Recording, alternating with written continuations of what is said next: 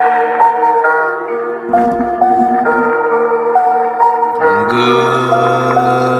morning.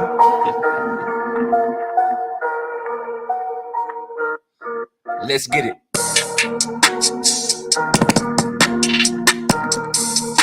Oh, we lit.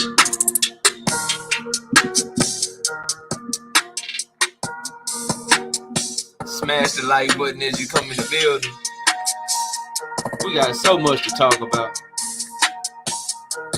Ajagba had a wonderful performance last night. Oscar De La Hoya said they waiting on the contract. Bill Haney said Devin Haney gonna knock Tank Davis' ass out. And people still complaining about Earl Spence versus Keith Thurman.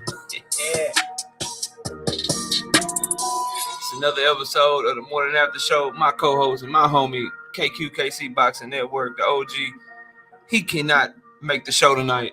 This morning, because he is recovering from COVID. So y'all send your thoughts and your well wishes to KQKC. He will be back next week.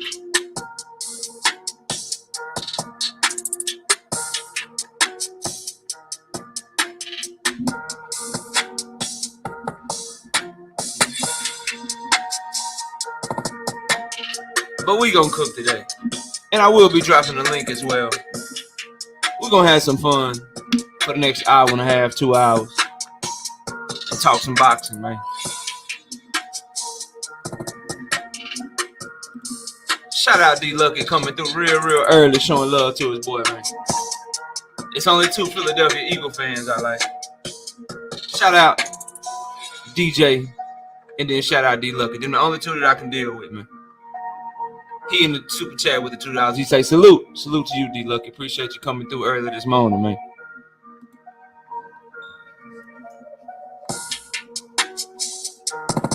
Smash the like button as you come in the building. I got my setup today. Last night I couldn't check my likes. Today I can check my likes because I'm not calling a fight.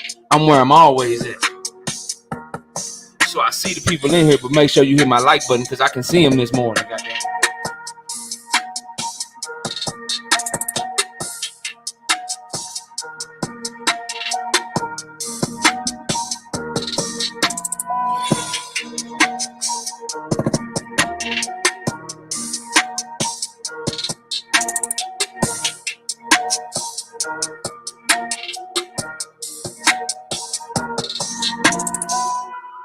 That's that.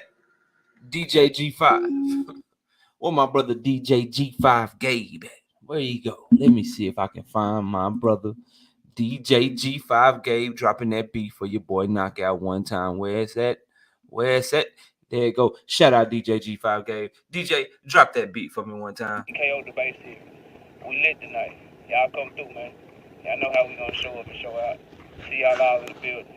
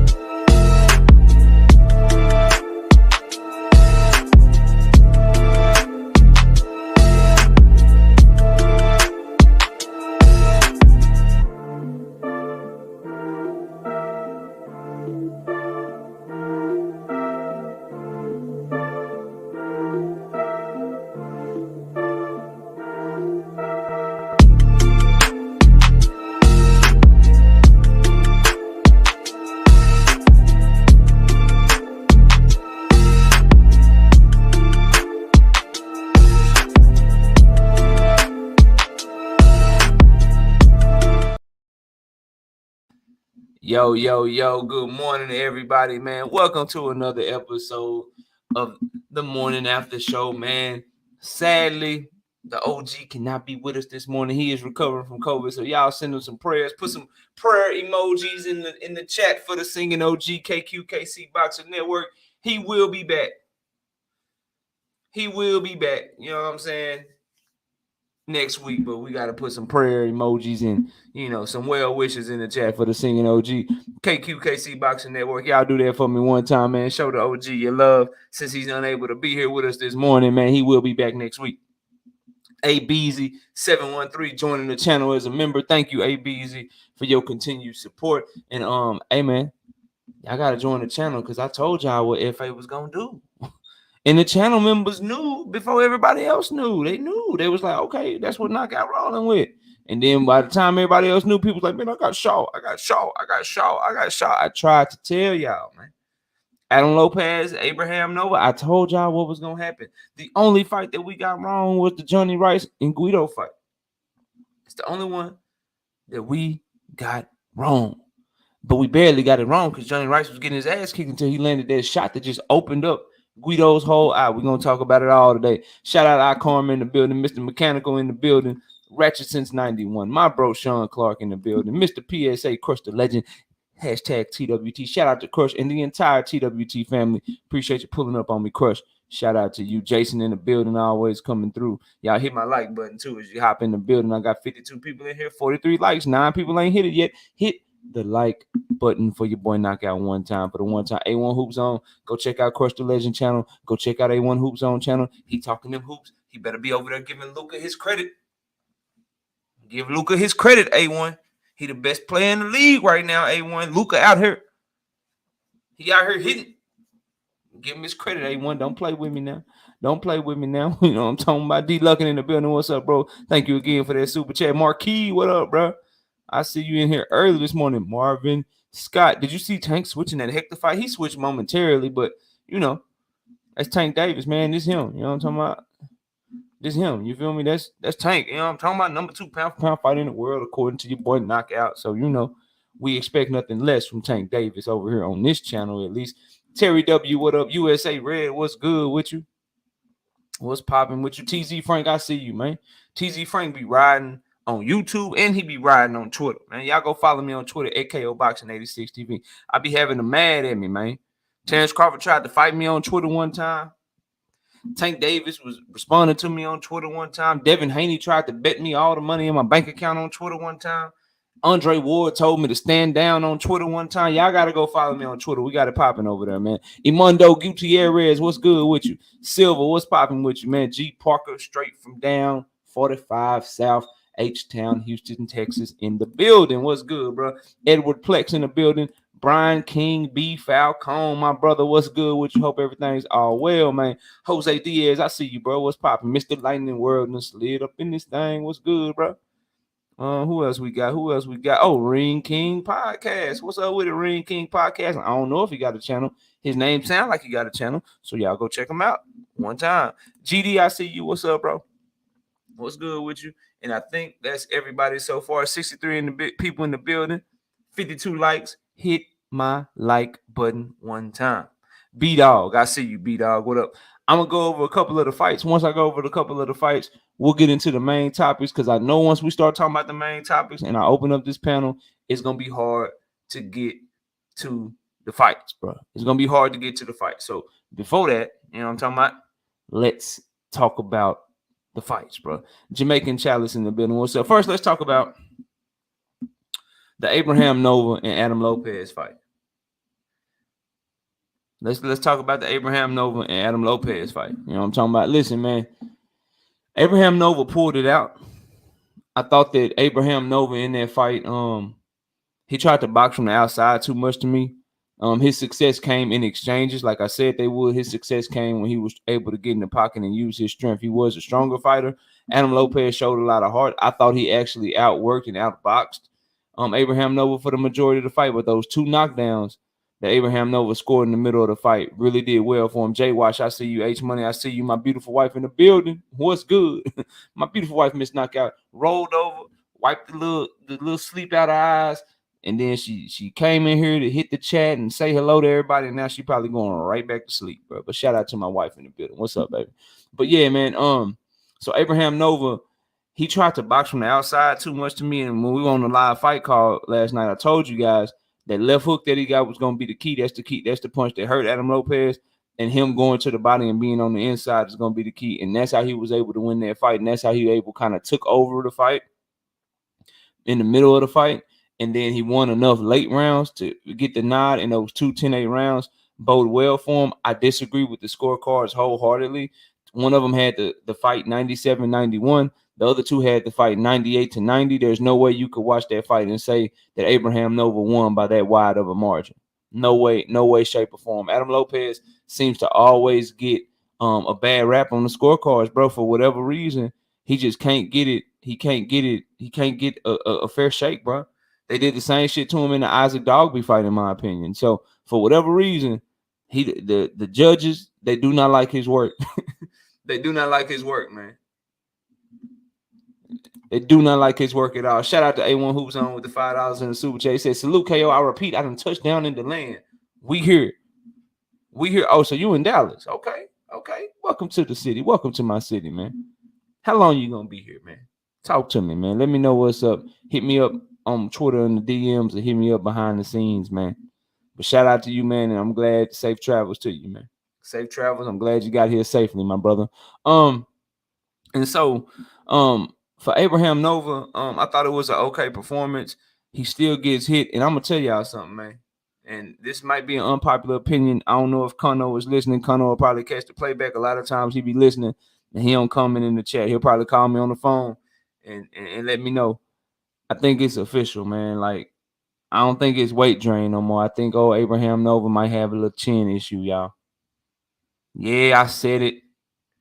Yeah, I know. I know we don't want to hear that. A lot of us like Abraham Nova. You like the mascot and shit.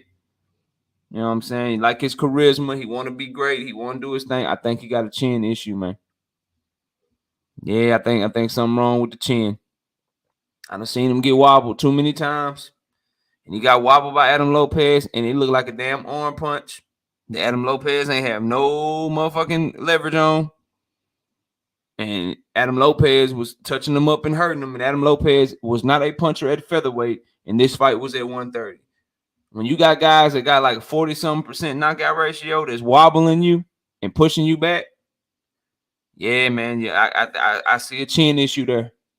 So when he becoming a champion, right? Because that's what we judge these fighters off of.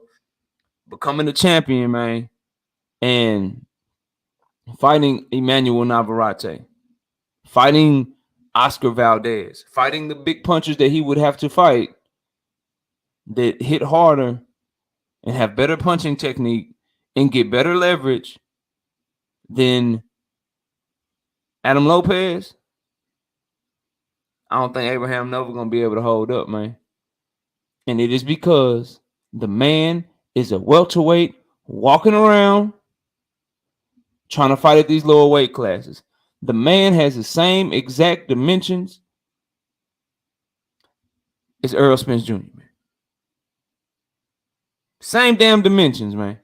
It's Earl the Truth Spence Jr. We got 88 people in the building right now, 66 likes. I know 22 of y'all don't hate your boy. Chase Money, what up? Did you hit that like button, Chase Money?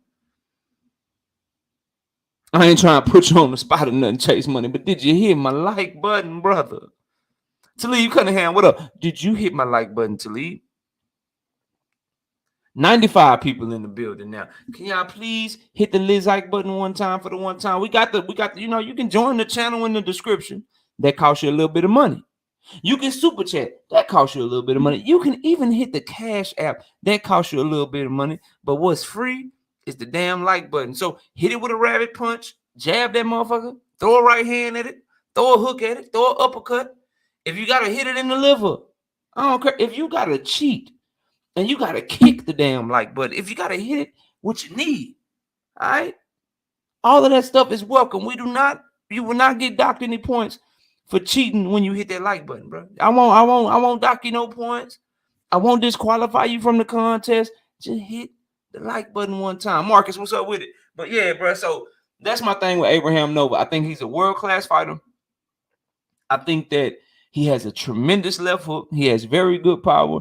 He's good offensively. He can counter well, but he gets touched up a little bit too much. And that chin, Teach, what up, bro? That chin, Philly Zoe, what's good? Got me worried, man. That chin got me worried. I don't know if his chin will hold up as he continues to go up in competition. So that's my thought on that fight, right? Moving on to the Johnny Rice and Guido fight. Guido, former World Series of boxing contender. Guido, former Olympian for Italy, had the pedigree, had the fight in the bag. He was jabbing to the chest real well, and you could see him trying to set up that overhand right.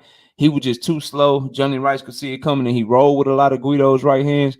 But Guido was winning the fight off of his jab and jumping in with the left hook and being the busier fighter.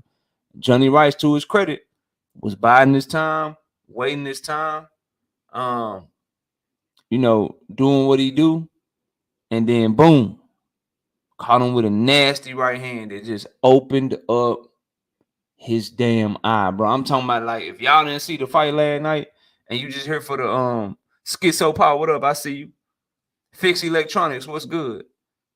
All right, I'm looking again. 110 people in here, 87 likes. That's what, 13 plus 10.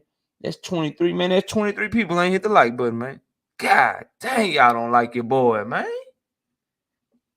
23 people ain't hit my like button.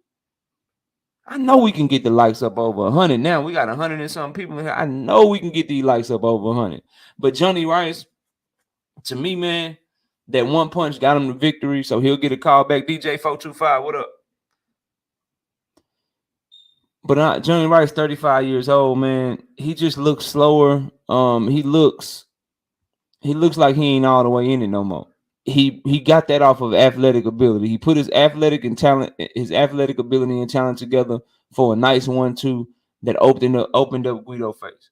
You can't be counting on one punch to save you in the sport of boxing, especially if you intend to do anything. Now, what pissed me off was that they tried to rob that man. Shout out to the people that came together and made the ref look at the replay, because he tried to say that punch came from an accidental headbutt, and if they would have kept that ruling, Guido was more than likely winning the fight at the time of the stoppage, because Johnny wasn't doing anything in the fight up until that point. I would say he was winning pretty much every single round. He was winning pretty much every single round. Juice, what up? And so when Johnny Rice landed that shot, that was his saving grace, hoping that they would stop the fight. Yeah, that's what I'm saying, Marquis. He don't be in shape, and his desire don't seem there. Like he just be there to, you know what I'm saying, survive and do some shit here, do some shit there, but not really there to really give it a go. Because if he get in great shape, you know what I'm talking about, Johnny Rice got all the talent in the world. You feel me? But shout out to the commission. Shout out to everybody that made the ref look at that shit again, man, because that shit was clear as day. And everybody that follow the channel knows that I picked Guido to win. Shit, I had money on Guido, but I'm a fight fan first, man. My integrity is not worth any amount of money, bro. I'm not no, I'm not gonna sit up here and cap just because it would have been better for my pockets if Guido had won, if they had let the fight continue, or if they ruled it an accidental head. But nah, bro, that ain't how we rock over here. 120 people in the building, 96 likes. Can I get 4 more people to hit the like button, please? Just 4, bro, for right now. I'll start asking again in a minute. But 100 just look better than 96. You know what I'm saying? It just look better, bro. Like when you look at it, you know what I mean? 100 just looks so much better than 96, man. So can I get, like, we up to 99? Can one more person? Jay Simon, what up? There you go. Now we at 100. That looks so much. Don't that look better? That looks so much better, man. Shout out Jay Simon in the building, Unc in the building. What's up, man? Blessings to you and your family as well, bro. And so with that being said, man, I'm glad that they made the right decision. If you Guido, you got to go way back to the drawing board, man. He got hit with Johnny Rice's right hands too easy, so the defense don't look that good. You know what I'm talking about? He looks slow, and he looked like he can't compete at the top of the division. He's He stayed amateur a long time. He's like 28 years old with only 11 fights now. So they're trying to fast track him. They might as well go ahead and feed him the FA now, man. Feed him the FA. Shit, feed him to Jared Anderson or somebody. Like, just feed him to somebody, because he ain't gonna be it for y'all, man. He ain't gonna be it for y'all. Like, when you let Johnny Rice do that to you, no disrespect to Johnny Rice, you let him do that to you, you might well get fed so somebody can say they got a former Olympian on their damn resume. You might well feed him to Jared Big Baby Anderson, bro. You might well let him feed Jared Big Baby Anderson. So, it is what it is with that fight, man. I thought it was an okay heavyweight fight. Guido was more active winning the fight, but he let his guard down, and Johnny Rice saved himself with a big, nasty right hand. And shout out to him for getting it done. Chi-Town's finest, what up? But it wasn't that good of a fight. Now let's get to the main event, bro. Before we start getting to these main topics, and I dropped the link for people that want to come up here and cook, man. Now let's get to the main event, bro. F.A. Ajagba versus Stephen Big Shot Shaw. Yeah, I'll talk about it, TZ Frank. We'll talk about that one first. So Brian Norman Jr. I watched the whole card, TZ. Brian Norman Jr. versus the Argentina dude. Brian Norman Jr. came out with everything, bro. I'm talking about he hit that Argentina dude with everything. If you watch that fight, man. Emmanuel Pettigrew, what up? He hit him with lefts, rights, knives. He threw an axe at that man, the kitchen sink. You know what I'm saying? My Gatorade bottle right here, he chunked that shit at him. Like, he hit this man with everything in the first round. He tried to keep his word. He went on to my brother Everything Boxing. Shout out to Key. And Brian Norman told us he was going to try to, when we were listening to the interview, Keon did a great job on the interview. Oh, and I suggest everybody go check it out. He told us he going for the first round knockout. And he ain't lie. He ain't tell one lie. He went out there and tried to knock that man underneath the ring. Underneath the ring, bro. But this was a tough-ass Argentina dude that never been stopped before. And I told you guys in our prediction video that Brian Norman, I don't know about his defense. His feet are planted. He looking to really just go to war with you. And Brian Norman got to work on his defense, man. That Argentina dude hit him a lot. Brian Norman clearly landed the cleaner shots. Brian Norman clearly landed the more powerful shots. His shots clearly affected the Argentina dude more so than the Argentina dude's shots affected him. But he got hit a lot in that fight. And he can't go in there throwing 200 punches per round because he didn't look gassed, but his work rate, if you're paying attention, he was in great shape. But after that first round, his work rate each round just went down and down and down and down and down. He never got back up to get to the activity level that he got to in the first round. As a fighter that's fighting 8 rounds, 10 rounds, trying to step up in competition, your activity need to go like this. You don't need to start up here and go down there, because if you're going down here, when you fighting at that world-class level, if you Brian Norman Jr., they're going to be going up here. You can't be going down because your competition going to be going up. They're going to build into the fight. The experienced guys, the guys that's world-class, the guys that's used to going that type of distance with you, and they're going to take your punches better too. So I like the aggression. I like that he tried to keep his word, but I want to see him. I can't wait to see his next fight. They said they want to get him 4 fights on Top Rank this year. That means he's going to be very active. So we may see him again in March or April on a Top Rank card, maybe on a Shakur Stevenson card or something like that. We're going to see him real soon. And I want to see him be more patient, use his jab, actually set up his shots, because when you set him up, the thing, he was hurting the Argentina dude, but he could see all of them coming. What's going on, Boxiana? I see you in the building. Ray Patterson, what's up? Smitty Hustle, what's good, bro? And so, with that being said, man, good performance from him. Did a good job his first time on Top Rank. And you know, he did his thing. While we got Boxiana in the building, man, I want to make this announcement. I've been making it. I don't know if y'all caught the video. I don't know if y'all were paying attention to the live stream last night. We got 138 people in here so far, 111 likes. Look, man, we got a debate coming up, man. January 25th. Show starts at 7:30 p.m. The debate gonna start shortly after. It's a big one, bro. The TKO debate series season 2. We kicked it off with Nick J versus Southern T. Now Nick J's partner from Queens of the Ring is gonna step in the ring. We got Boxiana. Now, I tried to get Boxiana to debate Stephen Fulton versus Monster anyway. She said, knockout, I don't want that shit. I said, all right, what you want to debate? She said, I want to debate Tank and Devin. I said, all right, then, shit. So I'm going to try to find somebody to argue for Tank. She said, no. I said, but you said Devin Haney is like your son. She said, that's cool. Sometimes mothers got to get their sons tough love. I want to argue for Tank. I said, all right, I'm going to try to find somebody to argue for Devin for you. She said, no, I don't want you to find nobody. I only want to debate BFTB boxing. I say, damn. All right, let me call him and set it up. And I set it up. So make no mistake about it. She coming to the ring and she calling out BFTB. Straight cut boxing. What up? Make no mistake. This is a true story. She in here. This ain't just me hyping shit up for y'all. She's in here, bro. When she'll be doing the recaps tonight, I believe, with Nick J. They'll be doing their Queens of the Ring shit. They'll be talking that shit. Ask her about it, bro. That is a true story, fam. I ain't making shit up. That's really what happened, bro. I didn't even set this shit up to be. I didn't even set this shit up to be real with y'all. Like, if I'm keeping it a buck, I was just like, hey, remember you said you wanted to debate last year? Well, we got it back popping. I'm trying to set up. I got people hitting me up. They want to do Stephen Fulton and Monster anyway. I'm trying to set that shit up. She said, no. She said, no, I don't want that. I said, all right, man, my bad. Shit, all right. Well, shit, let you argue for Haney then, because I know you rock with Haney. No, I don't want that.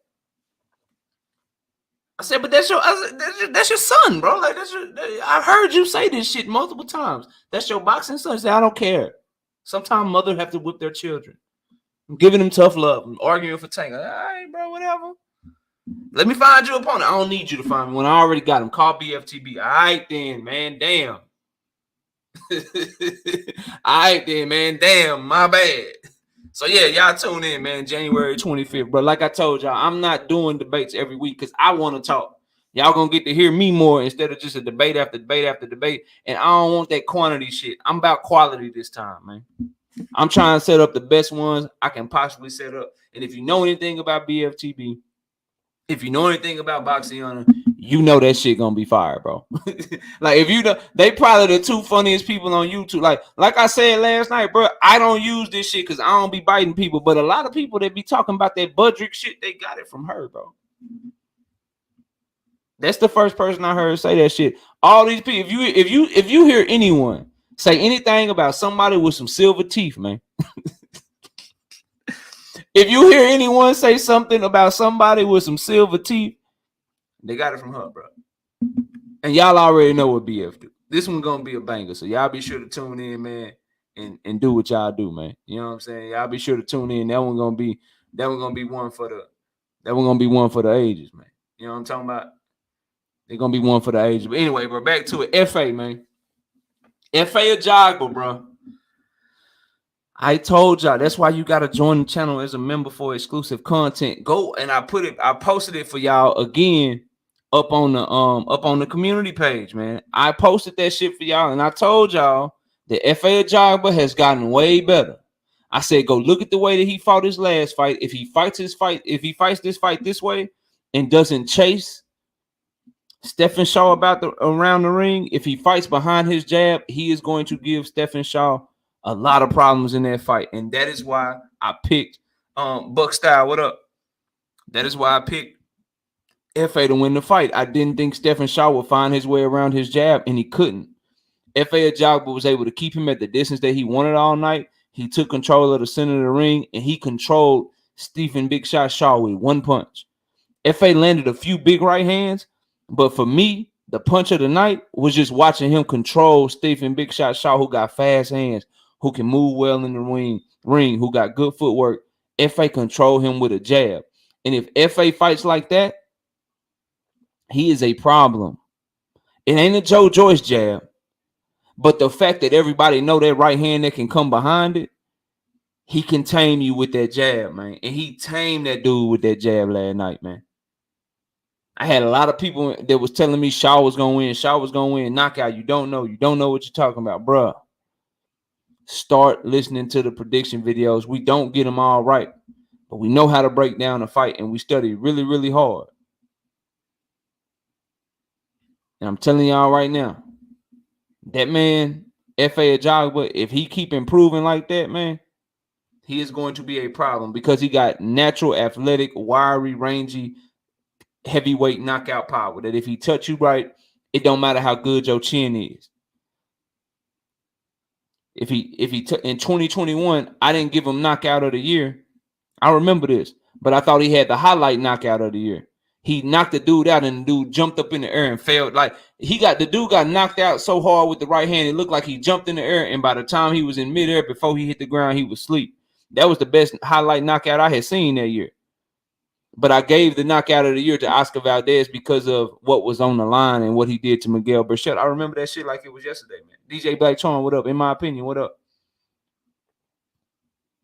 Tori, what up? So yeah, that's where I'm at with it, man. That's where I'm at with it. I thought FA put on a phenomenal performance. I think people were telling me because I had to do the play-by-play for KQ last night since KQ was under the weather. People were saying that they were booing in the crowd. I don't like. Maybe I'm just a boxing nerd or some shit. I don't know, bro. I don't know. You know what I mean? I enjoyed the fight. I enjoyed watching the improvement from FA. DJ425 says FA was getting tagged. I didn't see it. I saw Stephen Shaw land some shots, you know what I'm saying? But FA clearly won that fight to me. I didn't think it was as close as the judges tried to make it out to be. Judges was like, yo, 96, 94. I was like, shit, I had that shit like 98, 92. We was calling the fight love. C Love, what up? He says, I'm still not sold on FA. Oh, he getting better, bro. I'm not sold on him. Like, Joe Joyce beat them all. If you wondering what I'm thinking right now, like right now as we stand here, like knockout, you got one motherfucking heavyweight. Knockout, you can pick one heavyweight in the world to fight, and you got to put 1,000 on it. You can't not bet. We got a heavyweight tournament going on right now, and you got to put $1,000 on somebody to make it out this tournament and win the goddamn tournament. If that's the question, you got to put your money down. You can't say no bet.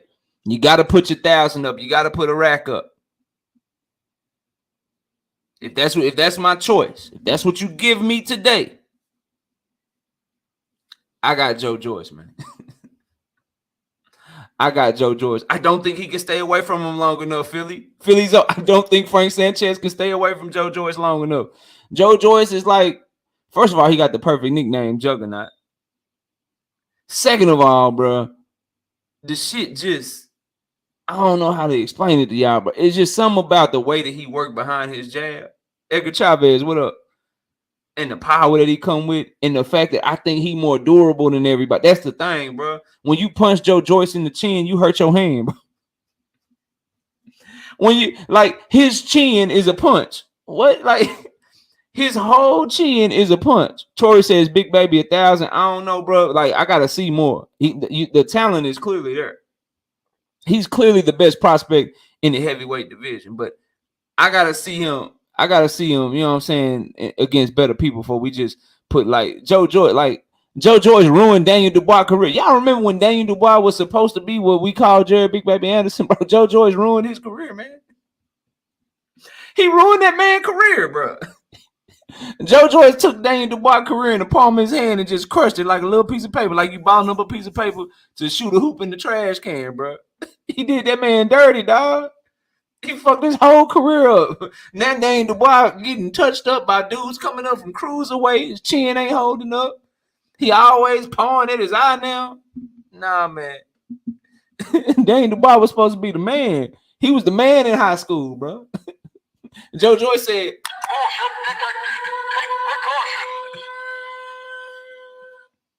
Joe Joyce said, bullshit. You ain't the man. Let me show you how it works. How you get your career ruined with a slow ass jab? This shit right here ruined Daniel Dubois' career, bro. Just that shit. That's all.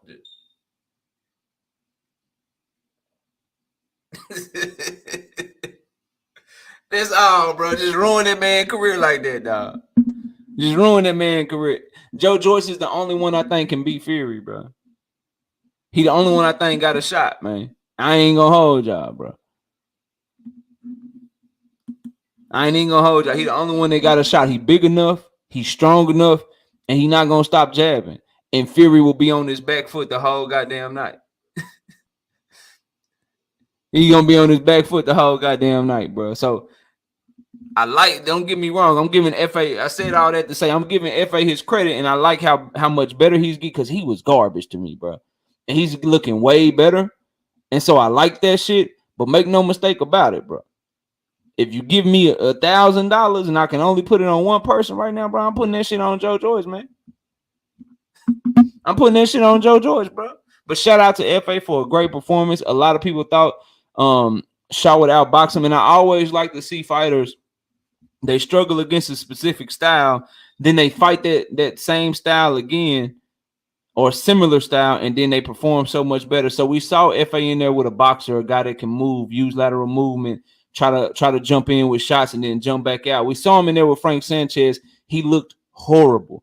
Chasing Sanchez around the ring, wasn't jabbing, couldn't cut the ring off well, just looked bad in that fight. Then he goes and he fights Stephen Big Shot Shaw on short notice. Stephen Big Shot Shaw can move around the ring, jump in with shots, has fast hands, is an athletic boxer puncher, and FA tamed him with a jab and cut the ring off better. You could see Stephen Big Shot Shaw trying to move to his left. FA throw a right hook to put him back in place. So he looked way better in this fight. We're gonna give him props and give him all the shit that he deserved. But at the same time, is he ready for a Joe Joyce? Is he ready for a Tyson Fury? Do I got him to beat Jared Big Baby Anderson? Nah, not right now. You still obviously need to see more.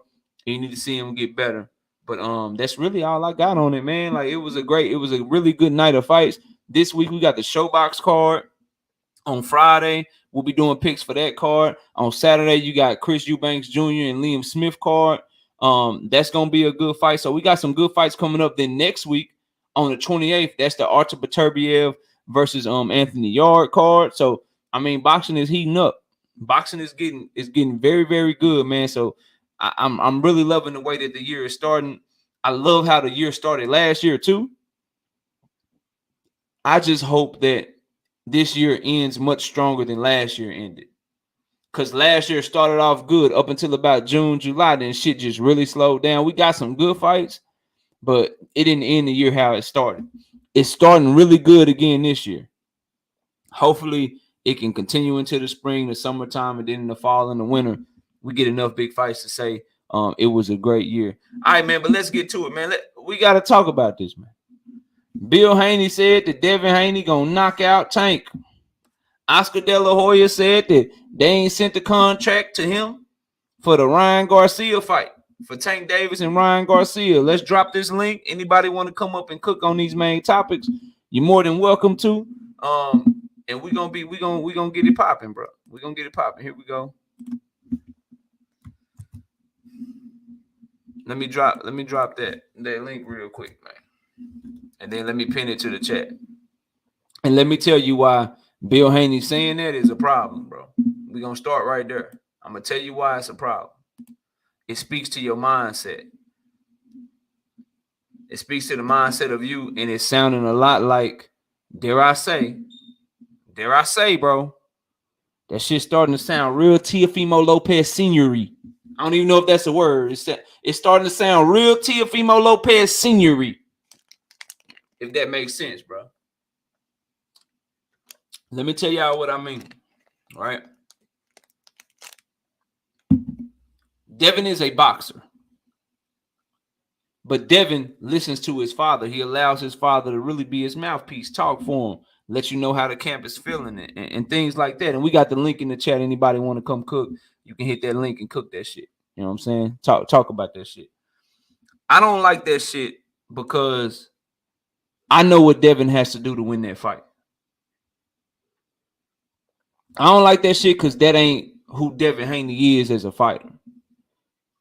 And so when you start putting that type, even if Bill don't know he doing it, if you start putting that type of pressure on Devin and you start talking that type of shit and he go in there and fight the wrong fight, he gonna get his ass knocked the fuck out, bro.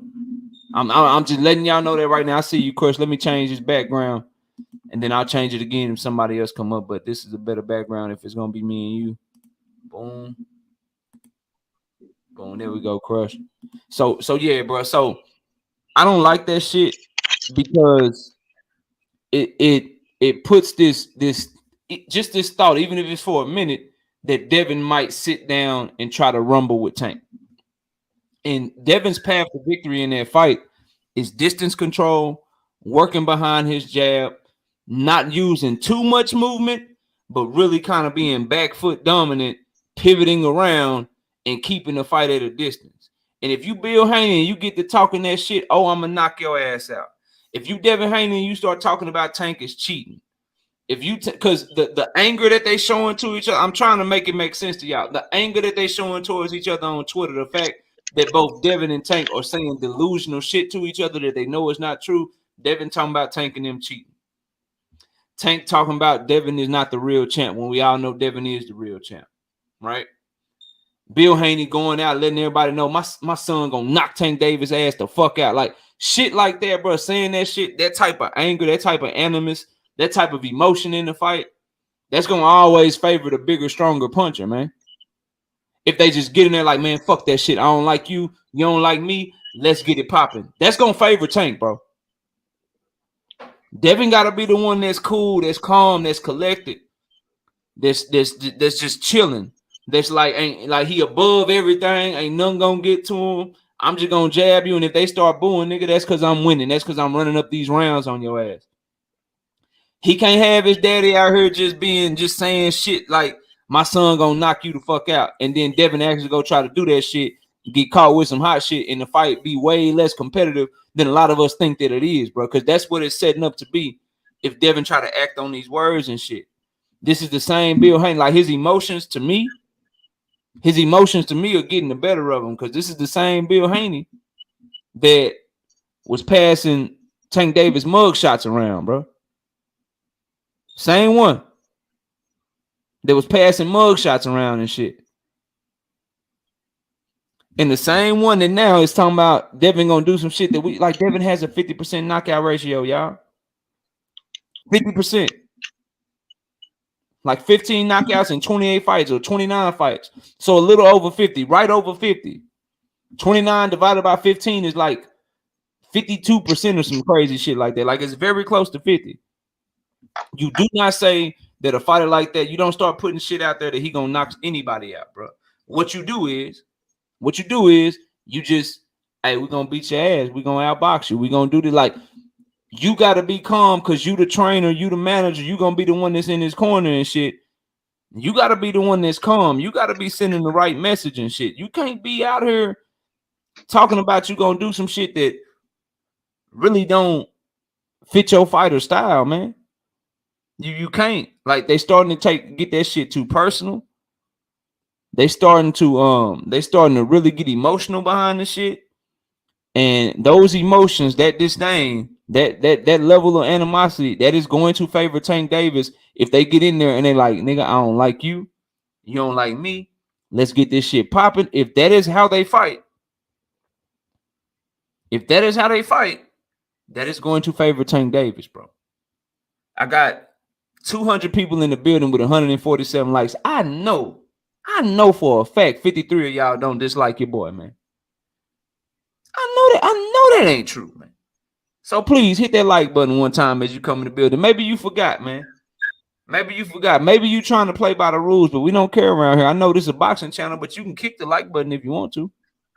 You can kick it. I don't care. You can kick that mother. I do not care, bro. Just hit my like button for me one time. Please hit that like button. Crush, what's up with it, bro? Hey, what's going on, Knock? I salute to the chat. Hope everybody having a smooth Sunday. Oh, man, this situation with Dev and Tank, with a lot of people, but these two right now, this is what I feel was going on. Man, it's a popularity war / jealousy about who's a star, who's a superstar. Now, we know Dev is the undisputed champion. Yes, he is. There's no denying that. Tank said he's the real champion. Well, I think Tank is capping in that way when he say he's the real champion, but I think he means he's the people champion because he feels as though he's the star, he's the superstar. Dev is not that. Hell of a boxer, you know, he made a legacy. He got something good on his resume, but he's missing that stardom, that mass appeal. And that's what's going on between these two guys. Bill Haney, he does too much. Sometimes I wish him and Dev can switch places and he get in the ring. But to say that your son is going to knock somebody out, your son is not a knockout artist. That would mess around and get your son knocked out. You know, Dev is a bad boy, but he's not unbeatable, people. He's not unbeatable. And that's all this nonsense. I'm tired of all this back and forth talk with all these guys. If they ain't getting in the ring, I don't want to hear none of that. You know, a lot of people like that went through too much of that in 22, man. I'm tired of the clout chasing. Ain't nothing happened. I'm a grown man. We either gonna get it down for the crown or ain't no discussion. So that's what I look for in boxing as a boxing fan. Because I'm a fan of the sport first, and I say hell with these fighters, man. So all this talking back and forth, I ain't trying to hear none of that, man. As far as Ryan Garcia's situation, most likely this fight won't happen. It'll be both of them to blame. We don't know. Tank got some legal issues coming up. We don't know anything about the date. I didn't bother to look it up, but it seems like the way that Ryan and them is talking and moving, it seems like they trying to wait it out. Why wait it out when you don't have a court date? If you really trying to make this fight happen, make it happen. He's not going to go straight to jail. They're going to let him get that money. They're going to tax Tank ass, and then they send him off if that's the situation. Now, with Tank, if they hauling out, maybe he know he might have a big legal issue going on. But if that's the case, speak on that. But all this nonsense, didn't send a contract, I didn't get a contract. I don't know if I can't trust none of these words because I don't have proof of it. And neither does anyone else. So if anyone else, you know, falls in a discussion of that and go on back and debating about it, it don't make sense to debate about that. You know what I mean? So we're in a situation where we being bamboozled about both of these guys because we don't know what's going on. And I'm not going to, you know, point this finger this way and point this finger that way. As a boxing fan, I'm pointing at the fact that, man, they jobbing us. And we got to wait to see what's going on with that, man. That's what I got to say about that. Yeah, so one more thing on the Devin and Bill shit, like it ain't no foregone conclusion with Loma, bro. Like I need them to focus on that because I don't want Loma to fuck up the fight. If that shit makes sense, like I need them to focus on Loma. He ain't nobody where you can leading up to the fight. You need to be focused on somebody else and have somebody else's name in your mouth, bro. Like his shit, they need to be focused on him. Now the last part that you alluded to, and what we're talking about now, y'all, is Oscar De La Hoya came out and said that he is yet to receive a contract for the Tank and Ryan Garcia fight, and that he's giving him a deadline of tomorrow, Monday, or him and Ryan are moving on. A lot of y'all saw this shit coming. I did too, which is why I always said they need to have a big fight backup plan for Tank Davis because we've seen Ryan Garcia and his team do this before, right? They just pulled out of a supposed tune-up. And you know what? I'm going to start there because Ryan Garcia made a claim. He made a claim that Tank Davis and his team told him that if he take a tune-up, the fight was off.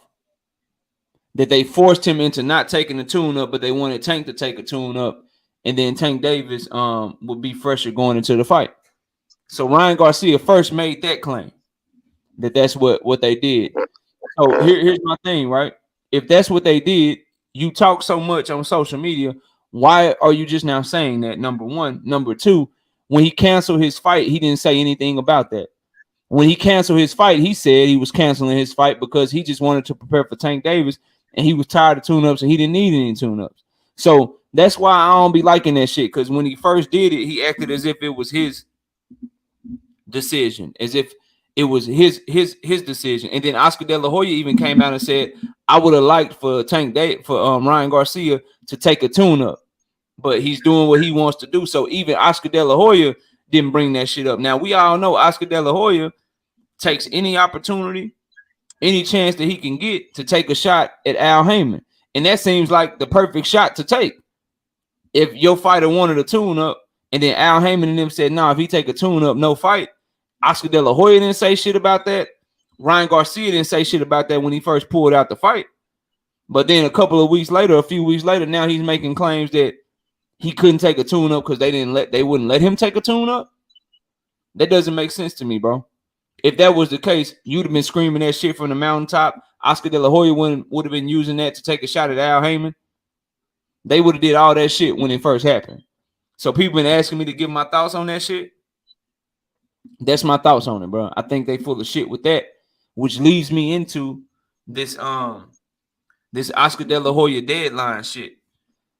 Here's my thing, bro. Like, number one, Oscar De La Hoya don't handle contracts. He said I haven't gotten a contract. He don't handle contracts for his company. He ain't signing shit. He ain't looking over shit. What's up, Antonio? I see you. He not doing none of that shit. We got 226 people in the building. I only got 176 likes. Y'all hit the like button one time, man. I don't believe that Showtime. I don't believe that. I do not believe that Showtime will be in a position to announce a fight, put a fight up on their official page. I don't believe that PBC will put the fight up like Ryan Garcia and Tank Davis has done on their official page. I don't believe Ryan Garcia will be saying April 15th. I don't believe that Tank Davis will be saying we waiting on them to sign the contract if there was no paperwork sent. How have they agreed to fight if nobody sent any paperwork?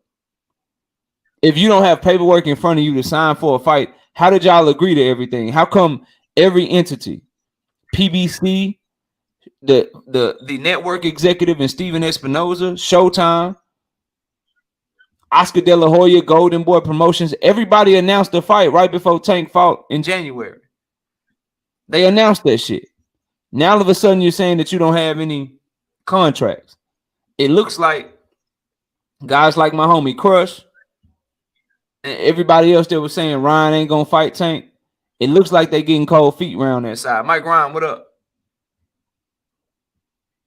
Looks like they getting cold feet and they don't want to fight. That's what it looked like to me. Or maybe Oscar was on, had a good line or something in front of him and he was just high at the time. I don't know, bro. I don't know. But that shit don't make no sense to me, bro. It's the same shit with them. And that's why Tank Davis, you need a backup plan, bro. You need a backup plan. Gary Russell talking shit. Frank Martin is right there. You know what I'm saying? It's some names out there that you can fight instead that honestly, quite frankly, are better names in the sport of boxing. Maybe not as big fights. Maybe the fights aren't as big as Ryan Garcia. Maybe they don't bring the fanfare and the casual fan base as Ryan Garcia. But it's other fights out there, bro. Have your ass a backup plan because it's looking more and more like they on some bullshit, man. And they gonna pull out and try to blame Al Heyman and them when we all just saw them announce the fight like the fight was all the way done, bro. I don't want to see no rematch with Pitbull, Hunter. I ain't trying to see that shit no more. Unless Pitbull beats some big people and build his name back up and shit like that, I'm not trying to watch that shit, man.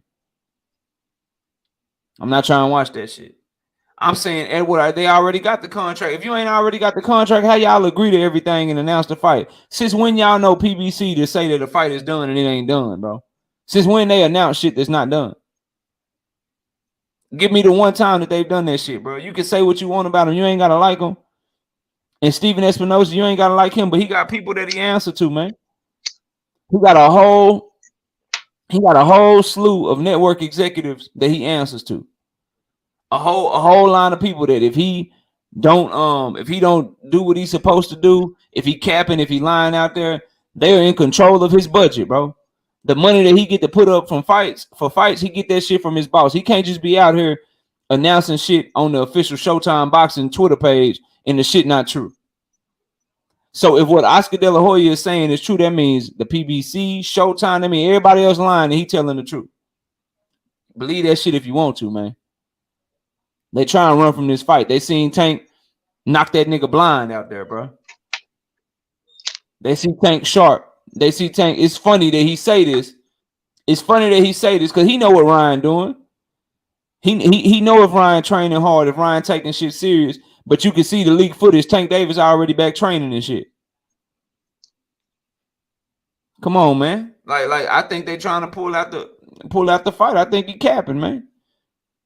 Unless somebody can explain to me how they agreed to everything but ain't got no contract. I just think they want out, man. Because they thought that maybe they were going to catch him slipping, but that man over there training right now, back in the gym, shadow boxing, staying in shape and shit, man. They don't want that, bro. They don't want, like, that man sharp like that. It's a problem, dog. What you got on that, though, Crush? On the whole, you know, Oscar saying that they giving a deadline and shit, man. Let me catch the super chat, bro. I just got one. Hold on, let me catch this shit. Then we can chop it up, man. All right, there we go. Zulu Line with the $10 in the super chat. He say, "Good morning, KO and chat family. They wishy-washy though, fam. Golden Boy will probably have to compare PPV numbers. If Ryan does a tune-up, it won't sell like Tank's fight, in my opinion." Jay Grant Jr. says, just like Bud agreed to everything. But here's the thing, Jay Grant. That's the point that I'm making. Bud had paperwork in front of him. That's my point, bro. Like, Oscar is claiming that he ain't got no paperwork, fam. That's the point that I'm making. Bud got paperwork. We all know that. Like, the whole pulling out and ducking shit, y'all know what I think of that. But the man got paperwork, bro. How are you agreeing to shit and ain't nothing in writing, bro? You ain't got nothing in writing. You ain't got no contract, bro. That's what I'm saying, fam.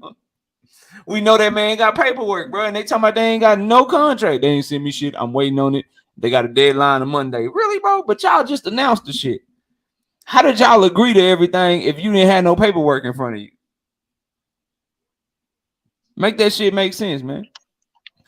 Go ahead, Crush, man. Talk your shit, man. What you got on that, bro? Hey, man, it ain't too much to cook on it, but to say this, man, Oscar's all cat, man. You know, Golden Spatula, he's more interesting to other things these days. And what he's trying to do is flip game on the spatula, but this is the wrong area for that. Ain't no freakiness going on over here. We want about boxing. He's been capping for a long time right now, man. I'm getting sick and tired of it. They've been capping from the beginning, man. Just like when Ryan Duck, Devin, Haney, and a few other guys, they know this guy is not on the same level as the Three Kings and a few other guys, and he still got something to prove. And to be honest, I'm glad this fight is not happening because I did not want to see Ryan Garcia in there with Tank Davis because he don't deserve a pay-per-view. People, I don't care what anybody says. All that. Because he's in rotation, then go sell records and make money. This is boxing, bro. And all his fans is over there, Instagram and this, that, and the other. They not coming to no fights and buying his fights like that. So I didn't want to see this guy in there because he keep talking about he don't need no tune-up. Dude, you need to fight a Keyshawn Davis, Michelle Rivera. You need to fight those type of guys. You ain't fought those type of guys yet, and you think you're going to skip to the loop because you got some old pretty boy Menudo crap going on and think that's going to carry over to the sport of boxing. We ain't heartthrobs over here. We boxing fans, bro. Take that over there and model for Victoria's Secret or goddamn Abercrombie or somebody. I'm getting tired of this dude. The only thing I want to see from Ryan is somebody to smash him. And he don't deserve to get smashed. He do not deserve to get smashed by Tank, Dev, nor Shakur. Go fight somebody where he need to prove himself because he's not proven all this about his speed and his power. Come on, y'all be overhyping that. There's nothing incredible about his speed and power. There's so many guys with better speed and power. And then his power is a question. Look what he has stopped. He has not stopped an elite fighter, an A or B level fighter. He's stopping C level and C minus level guys. Are y'all really serious? You don't know who a person power is until they get in front of top opposition. And we've seen some of the top opposition who can punch and stop dudes decrease a little bit when they get in front of better opposition. This dude ain't never been in there with the power, light take, the footwork, none of that. No fight has ever prepared him for that. And y'all think that we was going to get this Cinderella story ass fight and he was going to do all this stuff? Get up on out of here with this guy, man. I'm glad. I hope the fight don't happen. I don't care who y'all blaming on. Now, I got to say this about Tank. Well, Tank, this is my thing for you, bro. You said that you will fight Devin Haney, after Ryan Garcia. So if no Ryan Garcia fight is going on, you should be on that ass at the moment, and I ain't trying to hear it. If you don't do it, I'm on Tank ass. That's all I got to say, bro. Yeah, and if Tank Davis already got a date of April or May, they need to be working on another opponent for him so he can fight around the same time as Devin. If he don't fight around the same time as Devin, then yeah, you got to go straight to the Devin fight, assuming Devin can beat Lomachenko. I'm with that. With that being said, though, who would you, assuming Tank Davis still does want to get a fight in April or a fight in May because he's back training like he said he was, you know what I'm saying, for this fight. Assuming that Ryan Garcia does do what it's looking like he might do, which is pull out of the fight and find an excuse to not fight Tank. Who do you think Tank Davis should get in there with? Hey man, I'm gonna say one name: the Ghost Martin. I don't see anything other than that right now.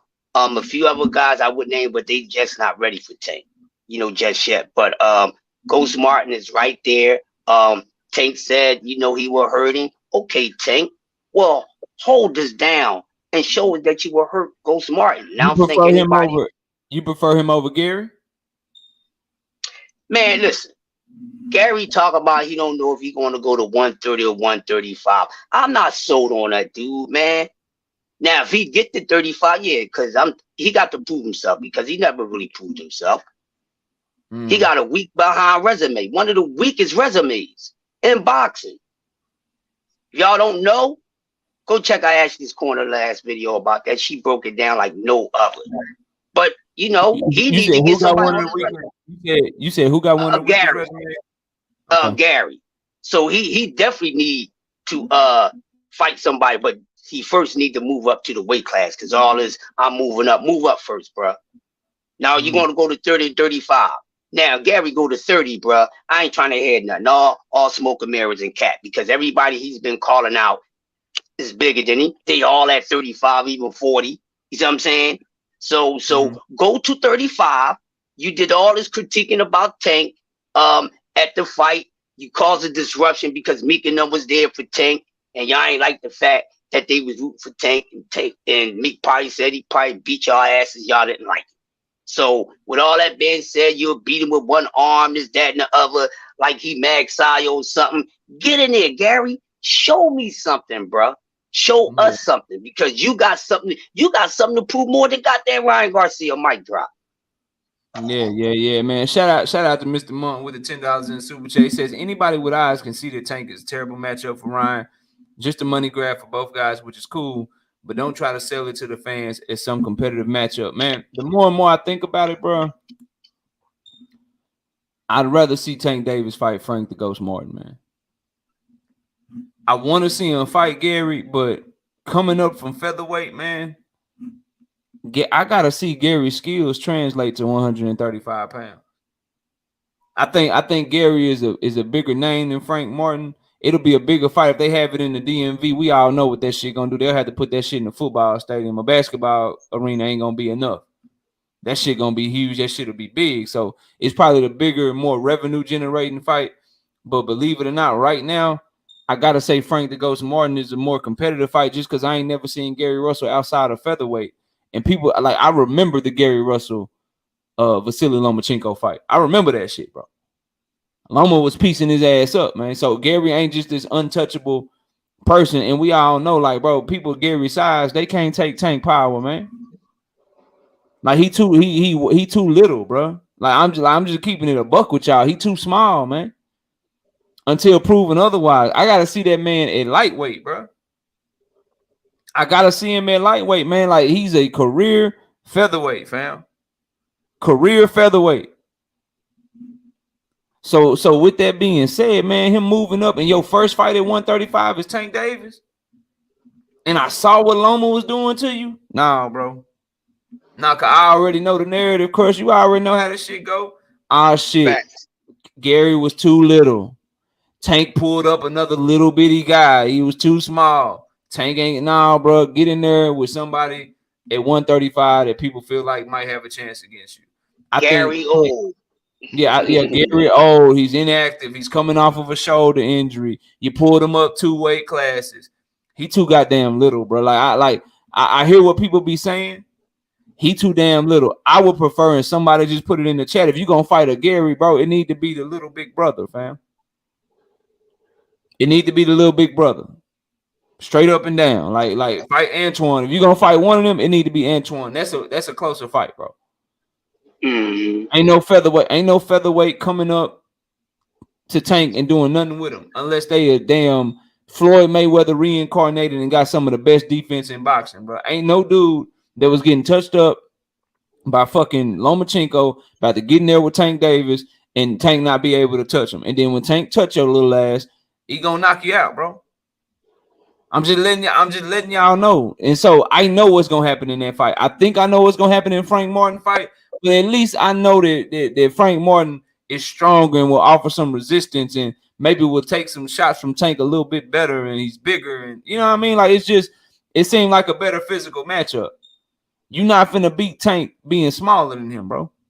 Weight wise, you know what I mean? Like where Tank is actually looking like the bigger, stronger fighter, and y'all about the same size, so same height, so he ain't got to punch down. He can punch straight at you. He gonna do you bad, bro. He gonna do you bad. Y'all get the exchanging left hands and trying to throw him at the same time, bro. Get out of here, man. Tank will do Gary very, very wrong in that ring, man. He'll do him wrong in that ring. So I'm with you. If there's no Ryan fight, I'd rather see Tank Davis versus Frank the Ghost Martin, or maybe even a Gary Antoine Russell. Those are the two that I think are realistic. They both on the same side of the street, and they will offer more resistance probably than a Ryan Garcia would.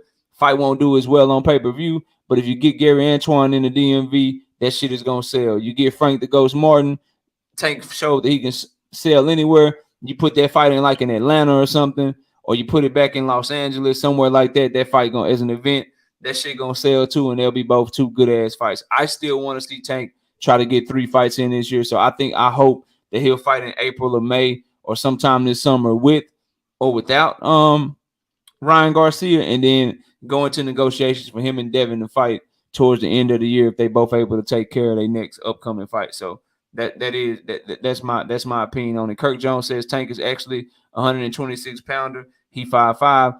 Tank ain't fought at 126 pounds in like 8-9 years, bro. I can give you the exact thing if you want to, Mr. Kyler, Mr. Killer. Let me let you know exactly when it was, bro. I can't call you 100. That's like saying Spence is 154 pounder just because Earl Spence fought at 154 pounds at the beginning of his career.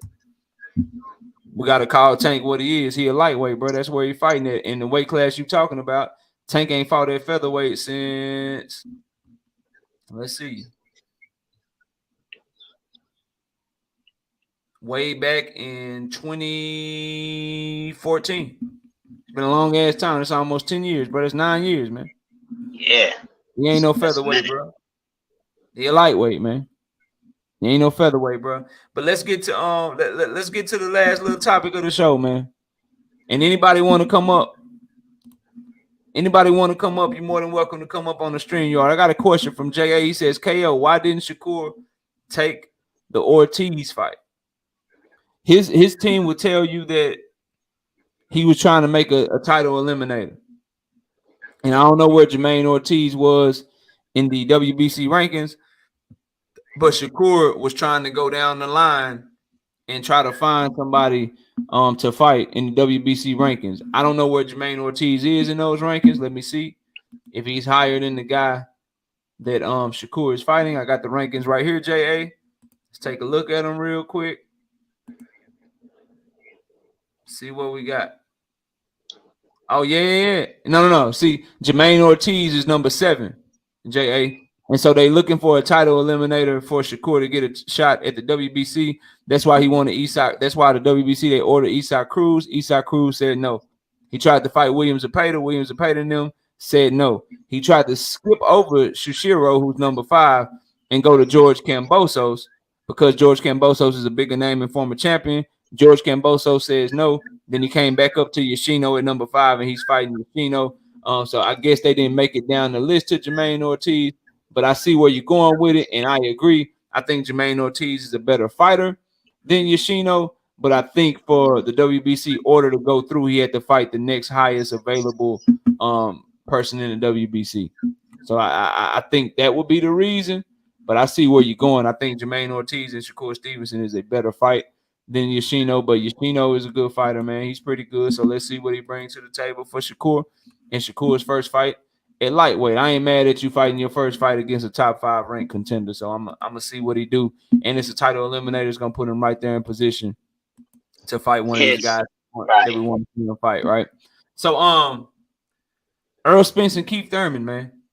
A lot of people mad at this fight. We've been talking about it all week. The WBC came out, and this is why I suggest everyone listen to the live streams. This is why I tell you guys a lot of times we sip the wine on the channel when we do the shows at night. We sip the red wine regularly, and that's why I tell y'all, bro, the takes that we have on this show are always based in logic, and also they age like fine wine. I've been telling y'all since I went live on this shit on Wednesday. I told you guys again on Thursday before we started the debate.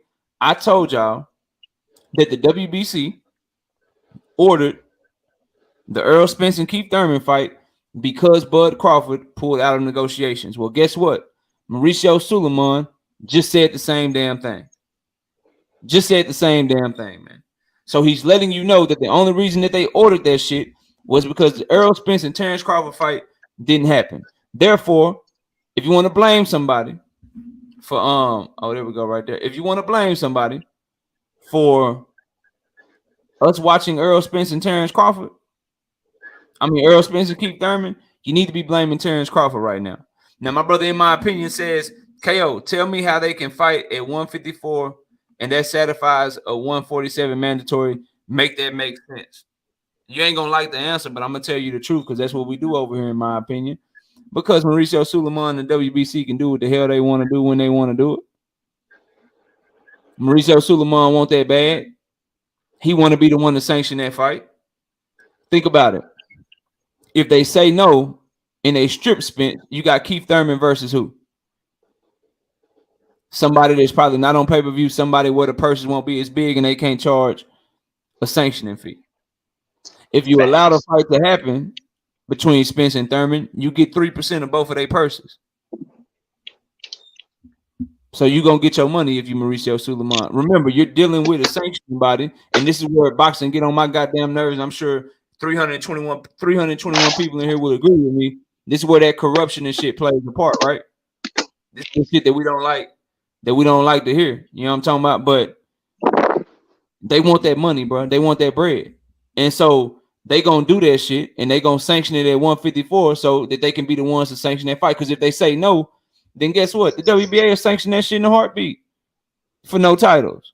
The IBF, they'll sanction that shit in a heartbeat. Shit, they can hit up the WBO and the WBO will sanction the shit out of a Keith Thurman and Earl Spence fight at 154 pounds. So Mauricio Suleiman is like, shit, I bet I ain't gonna strip you just since you fighting them and shit. Can we be the ones to sanction the fight? And I guarantee you, when the fight happens, you're gonna see the WBC commissioner, you're gonna see the WBC sanctioning body, and you're gonna see the WBC representatives in that goddamn ring because they want their goddamn 3%. Further, and that's how it makes sense from the WBC side. Just letting you know, a lot of people don't like that answer, but that's what it is, bro. that's the reason why they let them do that shit, because they want that bread, bro. They need that money. Now, with that being said, though, and shout out to Hunter Young in the super chat with the $2. He says sanctioning fees don't care about weight. Yeah, Hunter, you on to it. You see what I'm saying, right? Now, as fight fans, does it make sense for the fighter? Should you be mad at Earl Spence, Keith Thurman? I mean, yeah, you should be, but I maintain that a lot of people, Bonton, South D-Town, what up, bro? Shout out to South Dallas, man. Salute to you, bro. And yeah, they came up with the franchise belt. So they came up with the franchise belt. They changed their whole rules so Oscar Valdez could fight and not be considered a dirty fighter. Like, bro, like they gonna do what they gotta do for that bag, fam. They try and get that money. But Earl Spence and Keith Thurman, let's talk about make it make sense for us as fight fans. Like knockout, we all upset. We mad. Everybody want the Spence and Crawford fight. Everybody wanted to see that fight. We ain't get mad. Knockout. What should we be mad at? Should we be mad that Earl Spence didn't spin the block like he said he would? Should we be mad at Terrence Crawford because Earl Spence is fighting Keith Thurman? What do we do as fight fans? This is my take, and it's gonna continue to be my take. I got 315 people in here and 226 likes. That means 91 people. 91 people ain't hit the like button, man. Let me see something real quick.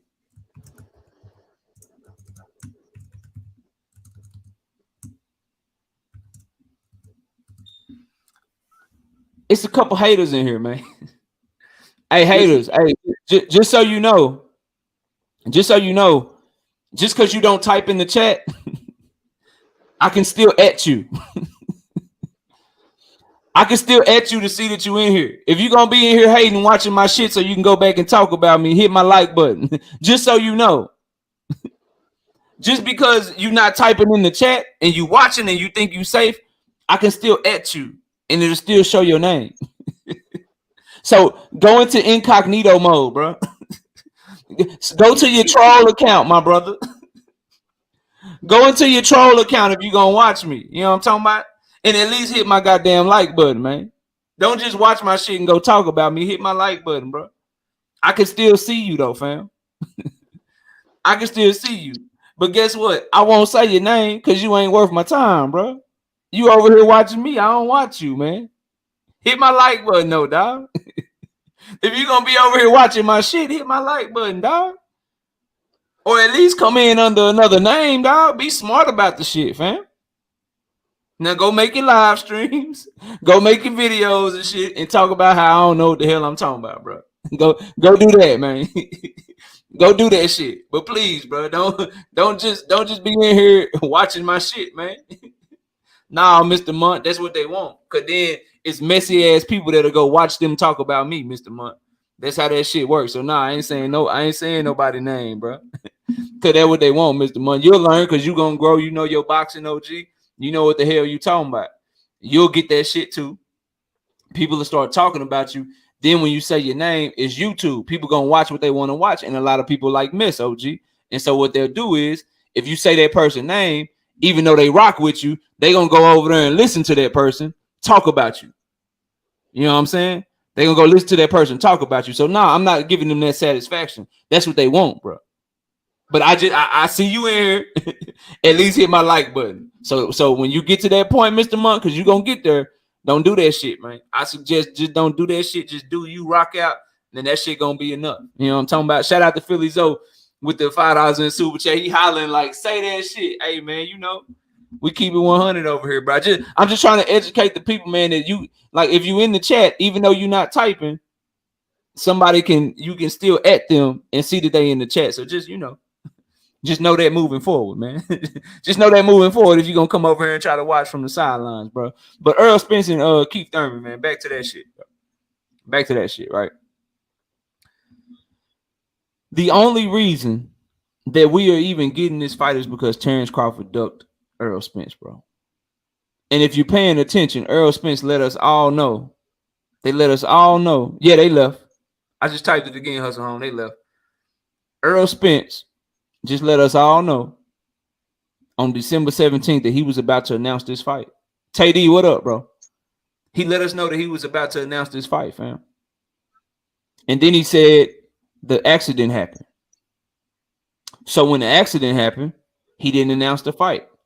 On November 21st, they went to the sanctioning bodies and made sure that everybody was okay with him fighting Keith Thurman way back in November. So the fact that people are acting surprised about this shit, it's crazy to me. When Earl Spence and Terrence Crawford were going back and forth, Earl Spence told y'all, he said, truth is, he's fighting someone else now, and I am too.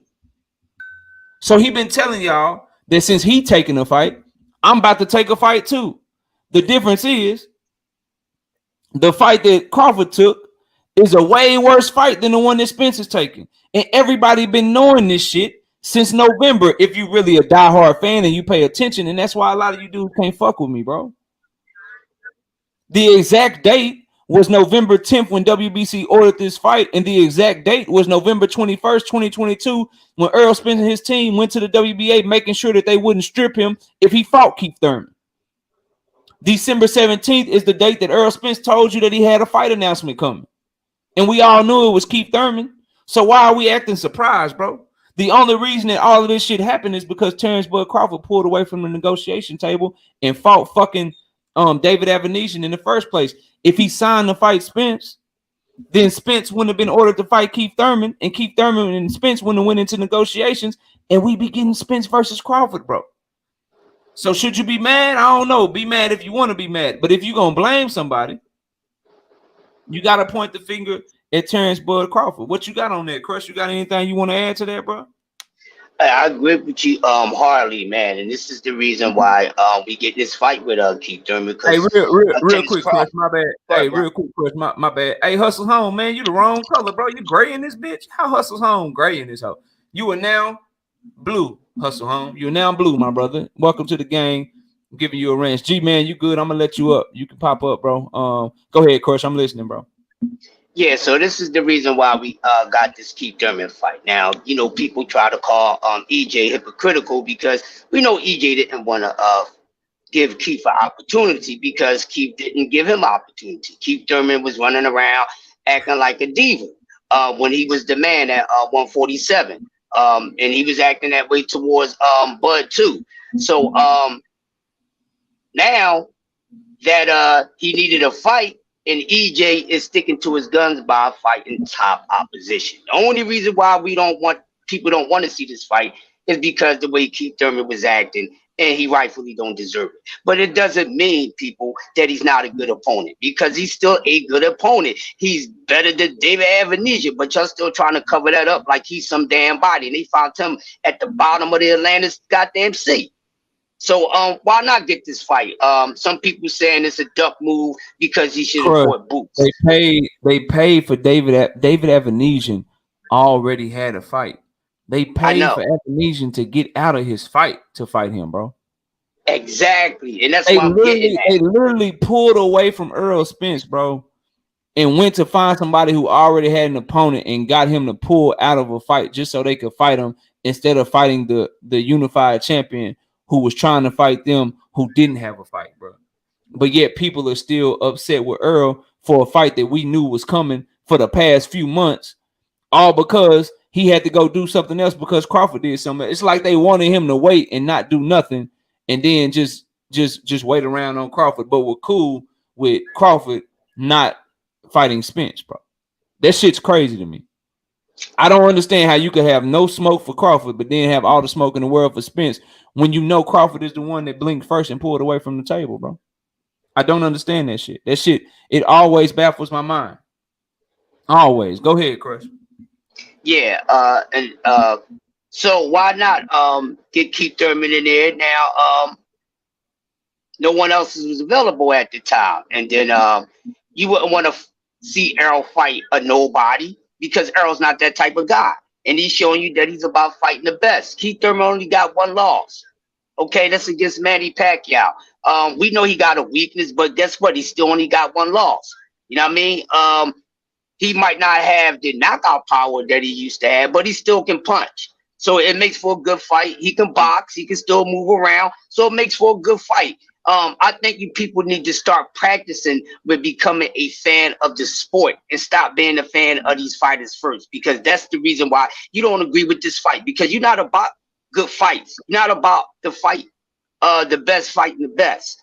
And that's what it's about. You got to be a fan of the sport. Y'all fan of these boxers and fighters first. And it's unhealthy for yourself and everyone else. So you want to be sharing this out into the atmosphere. And this is the reason why you haters are saying, oh, we don't want to see this fight, because of the fact that you are a casual fan, because you are a fan of the fighters first and not the sport. Mike, 100% true, bro. And the thing is, bro, like anyone would tell you, Terrence Crawford's best win is Sean Porter. Anyone will tell you one of Earl's best wins is Sean Porter. Keith Thurman beat them first. He beat Sean Porter before both of them. Somebody will tell you that Danny Garcia is probably one of Earl Spence's best wins. Keith Thurman beat him first, bro.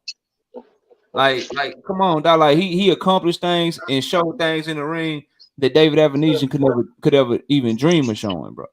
So I don't understand. And remember, the only reason we are getting this fight is because of Terrence Crawford, bro. People have to remember that. People don't want to keep that in perspective. Now, G-Man, you making me nervous as shit, bro. G-Man, you making me nervous as shit. Why are you about to jump on the train track, bro? What the fuck going on, G-Man? What's up? What's up for the show, man?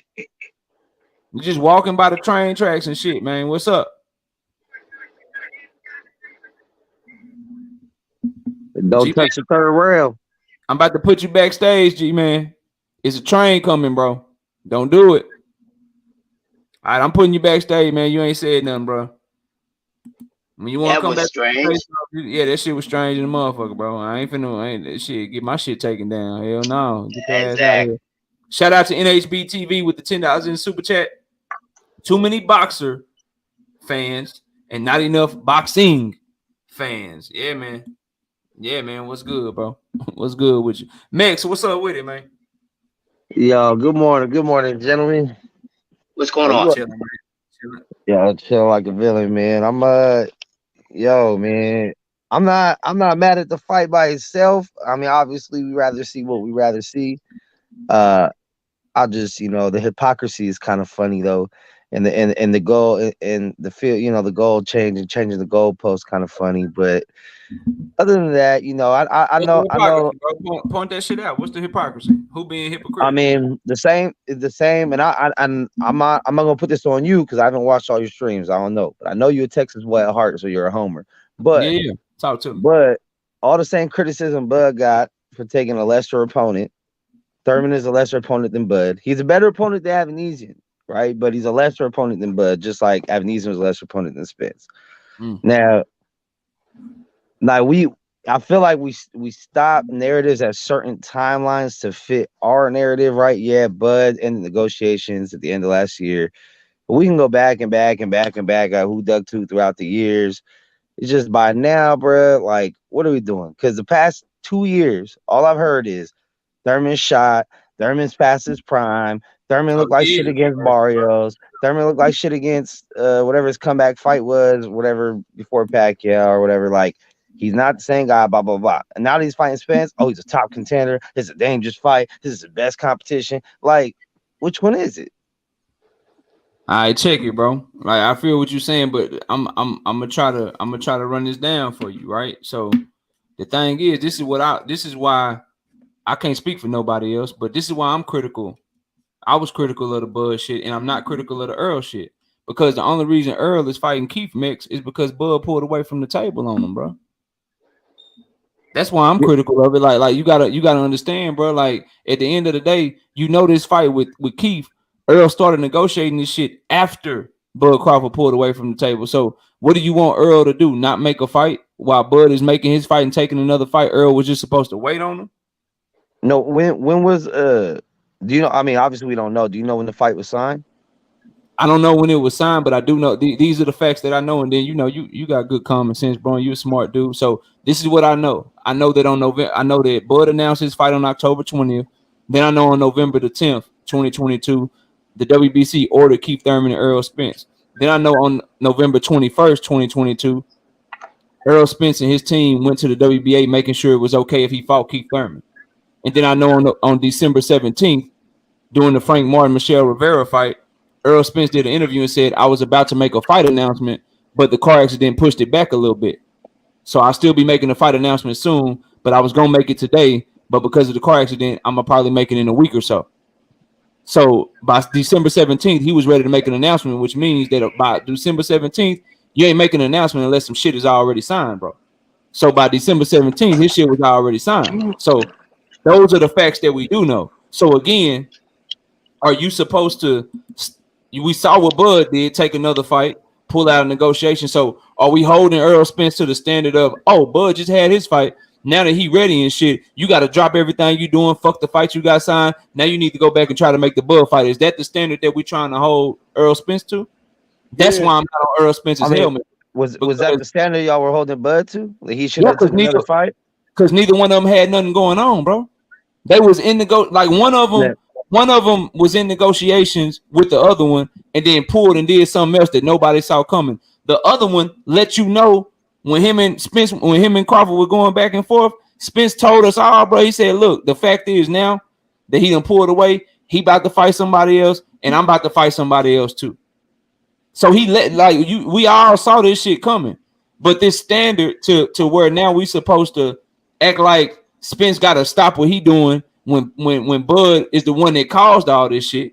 That shit don't make no sense to me, bro. That's why it's different to me.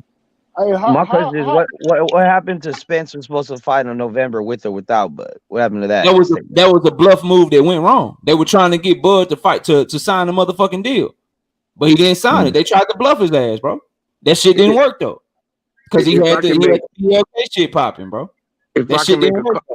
if I can make a comment also, man, who says that Bud? Let me let Tom in here because Tom was here Okay, first. go And ahead. you got it, yo. Then go ahead, Gotcha, Tom. What's gotcha. up for the show? Hey, let me say this, man. At the end of the day, man, all this shit is about money, right? So the thing is, you keep saying that Bud is pulled away and all that shit. Like, he ain't fought in over a fucking year, man. So what he supposed to do? Stand there and get rusty?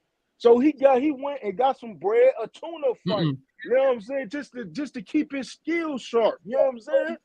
Boxing, if you ever boxed before, man, that shit is rhythm, man. You know what I'm saying? Time and all that shit, man. So you can't just sit there and just be up in there and you be up there just sitting around. You ain't, man, come on, man. Especially going in there with a big fighter like Spence. So if the negotiation is being held and being pushed back and all that other shit, what I'm gonna do? Let me go back and let me get this bread real quick. Let me stay ready. Everybody's still in the gym except Spence. So you know, Bud had, if Bud wanted to stay active, Bud had a fight date that he could have fought Spence in November. He could have fought Spence 2 weeks. He could have fought Spence 2 weeks after his Avanesian fight. He had a fight date of January and he could have fought in November, but he chose not to sign that shit. So this whole stay active narrative, like, bro, he could have fought. He chose to push negotiations out. He chose to do that shit, bro. No one Where else. was that reported at? Knockout. That's from me, Montes. Hold on. Let me answer Mex's question, Tom. Then you got it right back to you. Mex, that shit came from me. Montes Stanionis saying that he was supposed to be the co-main event on their November 19th fight, and he was mad as shit. And Steven Espinoza said Bud had everything he wanted as it pertains to transparency for fight dates in December in 2022, and he could have fought in January of 2023. It's all up. It's all up there for everybody to see, man. So answer this Go ahead, question. Tom. So answer this question. Why did Spence say just recently, just probably a couple months ago, he didn't give a fuck if Terrence Crawford offered him $100 million, he still wouldn't take it because he's so loyal to Al. For one, it's not Spence, it's not Bud for real. It's Al Heyman. He don't want nobody else involved in this fight, man, but except him making it. He didn't feel like he is into it with every promoter. Bob Aaron, he would refuse to talk to Bob Aaron. You know what I'm saying? He into it with Oscar De La Hoya, all these people, man. If you pay attention to things, PBC fighters don't do nothing but fight PBC fighter, and it's fucking the boxing world up. It's not how it used to be when everybody fought everybody, no matter what. Roy Jones fought everybody, but Bernard Hopkins fought everybody. You know what I'm saying? All PBC fighters fight everybody, man. They fight each other. They don't fight Sean Porter and Crawford. Hold on, y'all. That got mandated. Y'all let them talk. Let them talk. We let people talk over here. I promise I got it. It's cool. Just let him talk. He digging his own hole and he don't know it. Go ahead, Tom. I'm listening. He is. I'm listening, Tom. Let me know when you're done. I'm letting you say everything. Go ahead. I'm gonna say this though. One thing for sure, two things for certain. Al Heyman is the cause of this bullshit, man. Because of the simple fact is, none of his fighters is fighting nobody. They fighting each other. You know what I'm saying? If Spence and Al Heyman wanted to make this fight happen, they would. Spence lost his confidence. Spence ain't been the same since his car accident, man. Wow, really? I'm telling you. All right, is it? You done? Go ahead. All right, so a couple of things. Number one, this notion that the PBC is only doing in-house fights and everybody's into it with Al Heyman. How do you know they into it with Al Heyman when Al Heyman don't even talk? Number one. Number two, if PBC is the only one trying to make in-house fights and they don't want to make no fights outside of the PBC bubble, how come PBC sent offers to Jaime Munguia, who was a Golden Boy fighter for Jamal Charlo? How come the PBC was the one that had to make Tyson Fury in Top Rank honored? Hold on, I didn't talk while you were talking, brother. How come PBC was the one? How come PBC was the one that had to force Tyson Fury in Top Rank to honor their word when Tyson Fury in Top Rank was trying to do something else? The PBC was trying to make a cross-platform fight between a PBC fighter and Deontay Wilder and fucking Tyson Fury, who's the Top Rank fighter. How come the PBC right now is trying to do deals with the Zone and Golden Boy and make a Tank Davis versus Ryan Garcia fight. These are all instances where PBC has gone cross-platform to try to make a fight, while the other people have decided to turn down the fight. Golden Boy turned down a PBC fight between Jaime Munguia and Jamal Charlo. Top Rank was trying to turn down a PBC fight for a third trilogy between Deontay Wilder and Tyson Fury. Golden Boy right now and Ryan Garcia, if you're paying attention, they're finding ways to try to wiggle out of a PBC fight between Gervonta Tank Davis and Ryan Garcia. So this notion that PBC doesn't try to make fights with people cross-platform, that shit is a lie. The only thing that you got is that guys like Bob Arum, guys like Oscar De La Hoya, they actually talk, and Al Heyman don't talk. So it's easy to just go in and listen to what they say. But if you actually pay attention to what's going on, PBC is out here making multiple cross-platform fights and trying to make big fights while other people are trying to block them if you just want to really keep it 100. As far as everything else that you said about Earl Spence and Terrence Crawford and Earl not being confident and Al don't want the fight and all this stuff, this is what I know. They put their they went to the WBA, paid him months as standing on the step aside money, and they made sure the WBA was cool and with Earl Spence and Terrence Crawford negotiating. They had to do the same thing to the IBF. They had to do the same thing with the WBC.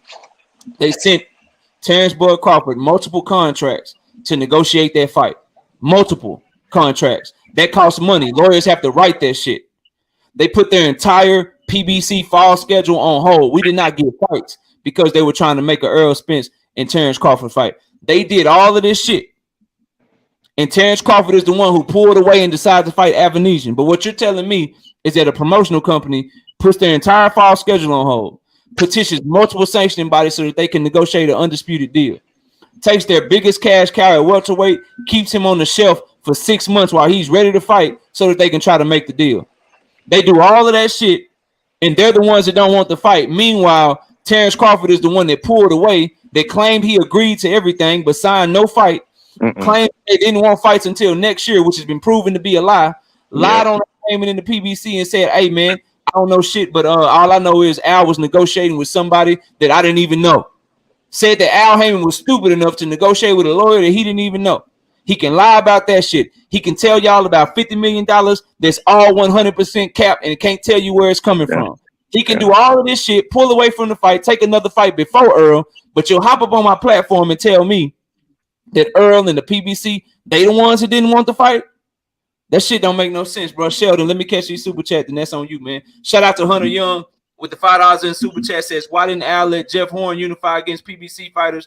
Yet he had him fight a mandatory with Bud. I thought unification trumps mandatories. It wasn't Al that didn't let Jeff Horn fight PBC fighters. Top Rank had an option on Jeff Horn after Jeff Horn beat Manny Pacquiao. You got to keep up, homie. I really do this. They had an option on Jeff Horn for a final fight. Since when have you seen Bob Arum allow someone in the final fight of their contract fight anyone other than a PBC fighter? So what? I mean, than a top ranked fighter. So what did Bob Arum do? Jeff Horn, you beat Manny Pacquiao. We got an option on you. You about to fight Terrence Bud Crawford. Why? Because I want to keep control of that WBO belt. I'm not finna have you lose to somebody and then another promotional company gets control of that belt. If you lose, you're gonna lose to my guy. That's what they did with Jeff Horn. That shit had nothing to do with Al Heyman. That was Bob Arum who had one more option on Jeff Horn. He had it in the contract to where if Jeff Horn beat Manny Pacquiao, then Top Rank would get him for another fight. So he put him in there with his best fighter from Top Rank so they could keep control of that belt. Next question. C Love with another super chat in the $5. He says, this whole Al Heyman is a devil narrative is steeped in racism and dudes play into it. Yeah, hey man, it is what it is. Shout out to Hunter Young. He said, oh, I mean Bob Arum. Yeah, Hunter. Hey, Hunter, you had me lost for a minute. I ain't mean to do you like that. You had me lost. I'm like, bro, what you talking about, dog? Sheldon, what you got, man? Go ahead. Yeah, man. Even the piggy bank off of what you said, man, about the fight with Terrence, man. That $10 million for Ab a piece of shit, man. That $10 million was smoke. You know what I'm saying? He didn't get $10 million for that fight. Everyone gave him a pass because they thought, okay, well, he go get his bag for $10 million. He didn't get $10 million. You know, and that's what, and so now that excuse is gone for everybody. Now it's like, how can you say when you talk about a Keith Thurman that he's like Keith Thurman can win that fight. Keith Thurman can win a fight against Crawford. Keith is no Ab a piece of shit. He's not a downgrade. You know what I'm saying? Keith is not a downgrade. Keith is still in the mix of things. Like old boy said, he only lost one fight, and that could have went either way. It's because of the knockdown is the only reason he won. Talk your So shit. so I just say, look, he's not Keith Thurman. Keith Thurman is a real competitor, man. Now I'm not saying that Keith's not looking for a payday, because if he wasn't, he wouldn't take this fight at 154. Because I think a real competitor and someone who really wants to be in the mix of things wouldn't take this fight at 154. He'll want those belts. But Keith is a real threat to Errol Spence. Now I'm a Spence fan, a boxing fan first, but I like Spence. But I'm telling you, I'm telling you, Keith Thurman is a real threat. That's it. Shout out to D-Well. Shout out to D-Well with the $2 in the super chat. He said 86 just ethered all of those narratives. Hashtag fatality. You know how we give it up over here. I just Shelton, the only thing I say, bro, I don't think Keith is gonna do much with Earl, bro. It's a better fight than Avanesian, but that ain't no like. Thank you for being honest, knockout. The body, the inactivity. It's not. It's a good fight because I think he'll offer way more resistance than Avanesian. But if Earl is who we all think he is, that ain't no pick 'em fight. It's just my thing that I'm coming from and what I was telling Mex. My whole issue with the shit is, bro, we wouldn't be getting this shit if Bud would have. Like now all of a sudden it's crazy. Like I remember hearing people talk about, man, I don't care about their pockets and shit. I don't care about their money and shit. I just want them to fight and shit. If they get a deal and they supposed to fight, they need to sign that shit. They need to fight. We want to see the fight. I remember hearing all this shit. And then now we got a situation where like take all that shit out of it because ain't a person up here that's gonna get no money from none of these niggas. But at the end of the day, we know they had contracts to fight each other. We know Spence signed his shit. We know Bud did not sign his shit and would not take his shit, and he did something else. And that's the only reason that Earl even negotiated with Keith in the first place. So we know all of these facts. Wait. How do we know that he signed it? Knockout? Because Earl said his shit been done and how that shit worked, Mix. And shout out to Pierre Ducharme in the super chat with the $7. I appreciate you always supporting the channel. So you don't see a narrative here. He said his shit was done, and then how that shit works, bro. When you are the one that's sending contracts and you sending offers to people, you make sure your A side is done first. Al Heyman is not gonna send shit to Terrence Crawford unless he got Earl taken care of first, because that's his fighter, bro. But that's how this shit works. You see the narrative, no contracts unless they guys taken care of first, bro. You see the narrative though. It's when it's not Earl a narrative. says something. Hold on. It's when Earl says something, it's true. When Steven Espinoza says something, it's true. When Stanley Ona says something, it's true. But when Bell says something, he lying. Because you can prove that Bud is lying. Where's the proof though? It's just words, right? He been lying, bro. I ain't seen a picture. You can prove that Bud is telling the truth. I mean, is lying, and you can prove that Earl is telling the truth, bro. By what they said? By how they prove it, and I can explain it to you. Shout out to Sean Clark with the $5 in the super chat. Says EJ fighting Keith ain't the same as Bud pulling Avanesian out of fight and dropping out of negotiations to fight a 6th-ranked contender nobody asked for it. You can prove that Earl is telling the truth off the simple fact that his shit is corroborated by the actual executive that has the budget. His shit is corroborated by a fighter who actually had to take step aside money and agree to let them negotiate in the first place. What reason does Steven Espinoza or Imantas Stanionis have to lie? They're all the same. We're all getting paid by the same people. But Espinoza has bosses, Max, that give him those millions of dollars that he gets to put up for fights and shit. He has bosses at Showtime. He can't be tweeting out lies and shit and not be held accountable for it. He actually is an executive that handles money, bro, that gives them the money like, yo, I'm willing to put up this so y'all can have this shit on Showtime. I'm willing to put up that so y'all can have this shit on Showtime pay-per-view. He can't be pushing narratives and lying and shit because they can hold him accountable to it. Yeah, that's true. He has to tell them that shit. He has to tell them, hey, they got these negotiations going. I need this much money for them to sign this fight. Can y'all make it happen? Can y'all not make it happen? They tell him yes or no. So he can't be saying shit like fights are done or we actually had fight dates for this. We booked venues for that. We booked venues for that over there. He can't say that shit and it not be true. He'll lose his motherfucking job. So that same standard, then all promoters and executives tell the truth. No, he's not a promoter. Promoters lie all the time, bro. He's not a promoter. And executives. All executives tell the truth. Most of them, when it comes to their budgets and it comes to their fights, yes, they telling the truth because most of them have people above them. Yes, They got to tell the truth about that shit, bro, because they actually have to report numbers and revenue reports and shit like that. Like they can't just be out here making shit up. That's like believing like all politicians tell the Espinosa truth. can't talk like Bob Arum talk, bro. Espinosa Right. talking like Eddie Hearn and shit, bro. Right. He represents a brand. He represents a brand. He represents a company. Showtime. So as Steven, so looking at his track record, has Steven Espinosa ever led you astray? No, not that I know of. Name me one time. Give me one. I mean, I don't pay a lot of attention to him, but I remember him mentioning certain fights or lunches been having Jake Paul shit. That's not that you next. That ain't that you next. I got Tom up here. I got 317 people in the chat. Somebody give me one. Somebody, anybody from the chat. Tom, Mex, Sheldon, Crush. Somebody give me one. I'm gonna catch this. I'm gonna catch a super chat while y'all think about it. You're gonna be thinking and waiting on it for a long ass motherfucking time. Shout out to Eric Johnson. It ain't one. For $5 in the super chat. He says Bud was the one saying fight not gonna happen. I mean, hey, still waiting. Like I said, bro, he can't be out here lying and shit, man. he can't be doing it, bro. There was no need to wait knockout. Yeah, I was just waiting on it. You know what I'm saying? It's like 320 people in this motherfucker, so I know somebody got to have something, right? Yeah, if it ain't facts, I ain't saying shit. Hey, who? Oh, hold on, Juice. I got you. Don't time out, Juice. Juice the homie, just because he don't agree. Juice, you blue now. You good? You good? Hey, don't be blocking people for difference of opinions, y'all. We don't do that shit over here, man. What's good with it, Tyrese? We don't do it. Tyrese got a wrench, and Tyrese don't agree with shit I got to say, man. We don't block people for disagreements, man. We talk like men, and we just talk about the shit, bro. Shout out to Sean Clark with the $5 in the super chat. He says EJ leaving the door open to fight Bud at 47 still after this man ducked out of negotiations, wasting time and money. To be honest, Bud don't deserve a second chance, and that's why I encourage everyone to read the order, bro. Read the order from the WBA. They're saying that the only reason they are allowing him to fight Keith Thurman is because he has agreed that he is going to fight Terrence Crawford and go directly back into negotiations with him next, just like he said he would, bro. Just like he said he would. I don't understand all this outrage for a fight that we know, if you've been paying attention, has been in the works since fucking November of last year, bro. I don't understand that shit. That shit is crazy to me. Instead of putting the smoke on the person that is the reason that negotiation had to start taking place in the first place, bro. Shout out to $2. He says, LOL, no doubt. Yeah, shout out to you, bro. What's good with you?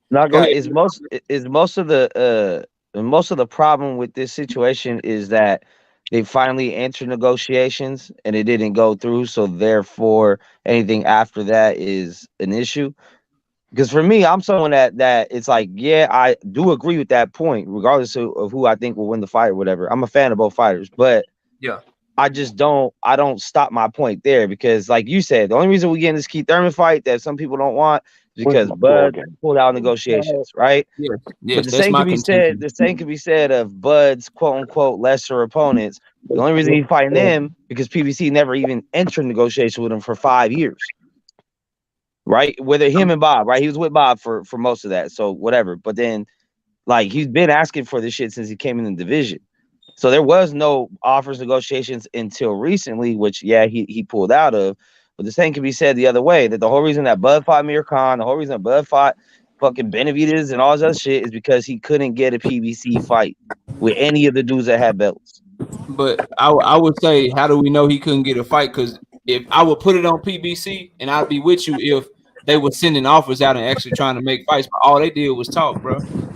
They didn't send no offers to nobody.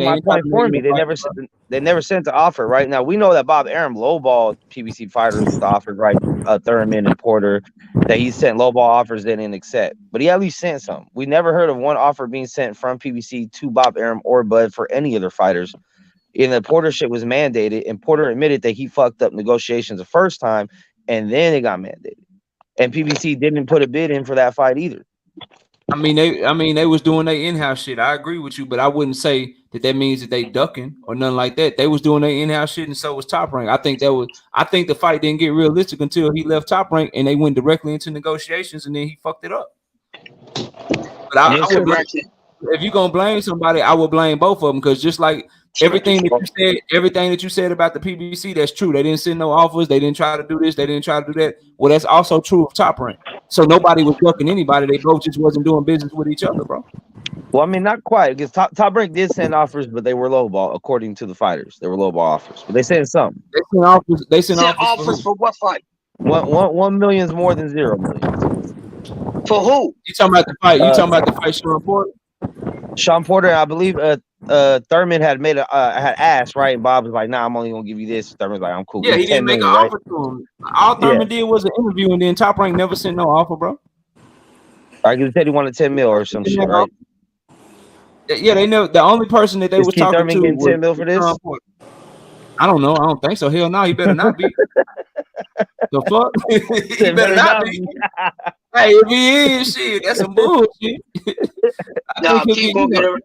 Keep on getting around between 6.5, 7.5. Yeah, he used to Al Heyman. He used to the Al Heyman model. So I bet the guarantee will be low, and he'll get most of his shit on the back end. I mean, you know your history in the division and dates and shit. You pretty good with the shit. But if I recall correctly, there was a point in time when Spence and Bud were the only active champions in the weight class because Thurman was holding up 2 belts for like over a year. Shit, right? They still are, bro. So I'm saying the fight could have happened then, it could have happened sometime in the middle. But it couldn't have, bro. Like if you want to do the timeline, they wasn't fighting in 2019 because they both had just like Bud had just got to the division in 2018. They not making that risky ass fighting again. It's Top Rank and PBC shit. You know what I'm saying? Like they wasn't trying to do business. In 2020, leading up to Earl Spence's Danny Garcia fight, Bud came out of his own mouth and said he called Earl and told Earl that he wanted Earl to fight a tune-up. He came out of his own mouth and said he wouldn't even take that fight at the time if they offered to him. So they wasn't fighting in 2020. Don't fight me after that accident. Yeah. Like so, like, bro, this notion, like I've always maintained, bro. I ain't caught like you can go back and check all the content shit. I wasn't calling Bud Crawford no duck like all that other shit that people was doing when he was at Top Rank and shit. I ain't think he was ducking Earl, and I ain't think Earl was ducking him. I just thought the shit wasn't realistic at that point. Did you ever call Earl a duck after the whole let me clean up my side of the street shit? No. Have you ever heard any fighter ever say that shit ever? Like, nah, I'll see you a little bit later. Let me clean up. Now, when it comes to getting the belts, I agree. Yeah, Tim Bradley. Yeah. He started the side of the street shit. Yeah, Tim Bradley. I heard him say this shit. But I ain't got no issue with Earl saying let me clean up my side of the street, meaning let me unify first, and I'm gonna come get you for that last belt. I ain't got no problem. Like, bro, I have no problem with that either. If you fight nothing but champions and mandatories, bro, I got no issue with you. Literally, but he wasn't though. The only one you can say he wasn't was fucking Mikey Garcia, and that was before anybody had been on pay-per-view, bro. And people forget that Danny at the time the fight was made was not a mandatory yet. Bud got in an accident, pushed it back. By the time the fight happened, he became mandatory while Spence was out with injury. But when it first originally happened, he was not a mandatory yet at that point in time. He was a mandatory when he fought him, and I guarantee you, if that fight got made and Spence didn't have no accident, by the time that fight got announced, I'd be willing to bet whatever anybody want to bet. We have no way to prove it that they would have made him a mandatory, knowing that fight was coming. Bro. Seeing what PBC do, most likely, yeah. I mean, not PBC, WBC, WBC. WBC. Now, if we want to have a conversation about how trash the WBC is, nobody will get any arguments. They'll make me a mandatory right now if I sign on to something. Just to you'll get no argument from me there, bro. The only thing that I'm pushing and trying to tell people, because it's 100% factual, bro. If we would have all got what we wanted, we wouldn't even be talking about Earl Spence and Keith Thurman, bro. It wouldn't even be a conversation. And I'm not letting people escape that fact, man. I'm not like we wouldn't even be talking about this shit. Drink more water. My brother wouldn't be in the chat riding for Bud so heavy, trying to flail and trying to swim and shit, drowning and shit. He wouldn't be doing all that shit right now, man. He wouldn't be doing all that shit right now if his mans would have just, signed the fight. If he would have just signed the fight, we wouldn't even be talking about this shit. Shout out Dre. I see Dre is the finest in the building. But look, y'all, I ran over a little bit. Stormy B, man, I think is about to do his recap show. So let me get everybody's last words, man. Get y'all up out of here and go enjoy your Sunday and enjoy some football and shit today. Let's go to Mex first. Mex, give your last words. Let everybody know what you got popping, man. No, it's always love, knockout, man. I just try to tap in with all the homies when I can, man. You stay on your shit. And I'm gonna see you at one of these fights coming up, man. There's some. I'm gonna be at the Virgil one. I don't know if y'all can make it down. I'm gonna be at the Virgil one for sure. They got postponed though, right? Because to April. It's gonna be in April. It's gonna See, be in but if April. it's Tank and Ryan in April, I'm going to that one probably Nah, instead. shit, you gotta go to the big one. I'm going to the ones here in Dallas because those are the ones I can bring my family to. I can't. It's hard to travel your whole family across the country, hotels, plane tickets, and shit. I'm be I out heard about that. five, 6, 7, 8 racks trying to do that shit. So I gotta go to the You fights in got it. Dallas. You got it. Yeah, hey, man. I could spend that money on some other shit that's more important to us, man. But yeah, bro, shout out to you, bro. I appreciate you, and I'll holler at you next time, man. Much love, bro. Peace. G-Man, bro. Can I hear Yo. you now? G-Man. All right, I can hear you. What's up? What you got for the show? Give your last words, man. Yo, let's set up a debate on this Terrence Debate Crawford between and Errol Spence Jr. debate topic between debate Hold up, between Jay. who? against you. You want to debate me? Yeah, When you Oh, want to wow. do it? whenever you want to do it. You I know free you gotta Wednesday go today. night, Yeah, let's do it Wednesday night. 7:30 Central Time? Yeah, but bring BFTV with you too. I'm gonna knock both of you No, out. no. I need no help for you. Now you Okay, trolling. okay. Hey, no I worries. need Come I on. need absolutely no help for you. As a matter of fact, you can pick the topics. Easy I'll be peasy. live. I'll be live Wednesday night, 7:30 p.m. You just hit the link. I'll only open the link up for you and I'll cook you. It'll be very easy. Crawford Spence negotiations. That's the topic. All right. Whatever you want it to be, you can pick the questions. It's fine. All right. For sure. All right. We'll I see you. I see you Wednesday night. For sure. All right. All right, peace. I'm not gonna hold my breath, but if he comes by, y'all know what's gonna happen. Go ahead. Body bag. Corey, give your last words, Corey, man. He do be funny, bro. Hey man, hey, thanks for having me. Always an honor. You know, I'll call you the Alchemist, bro. Great prediction. I went against you this time on Big Shot Shaw, but I knew you knew what you was talking about, bro. But listen, I'm gonna get out the way, man. Sub to my channel if you haven't, man. Crush the legend, you know what I mean? Come and check me out, man. I'll be cooking mornings. I got coffee and donuts going on from Monday to Friday in the AM, 8 a.m. And on Saturdays, I'm doing a cold crush now. So come and check out some more hot boxing content, y'all. Thanks for listening. All right, bro. Peace. Yeah, Levon Down Gaither. We talked about it earlier in the show, but we got on that Spence Crawford stuff, man. But yeah, shout out to everybody, man. My beautiful wife, Miss Knockout. Appreciate you waking up and joining us, baby. And real quick, man, we got 273 people in here. Some of y'all haven't heard. I'm gonna keep making this announcement because I think it's huge. G-Man came up here and said he want to challenge me in debate. All right, cool, whatever. But we do got a real big time debate going down January 25th. Show starts at 7:30 p.m. Central Time. Debate will start shortly after that. In case y'all ain't heard yet, man, we got BFTB Boxing coming back to the platform to debate. He's gonna be going against Boxiana the Menace. Fire ass debate, man. They going at it over Tank versus Devin. That shit is going to be fire. I'm telling y'all right now, man. I'm telling y'all right now, that is going to be one that you don't want to miss. So if you haven't heard it, go check out our promo video that I dropped. I dropped the promo video for the debate. But bro, y'all need to tune in for that shit, man. I'm telling y'all, bro. January 25th, show starts at 7:30 p.m. Central Time. Debate will start shortly after that. BFTB Boxing, representing Devin Haney, Boxiana the Menace, representing Tank Davis.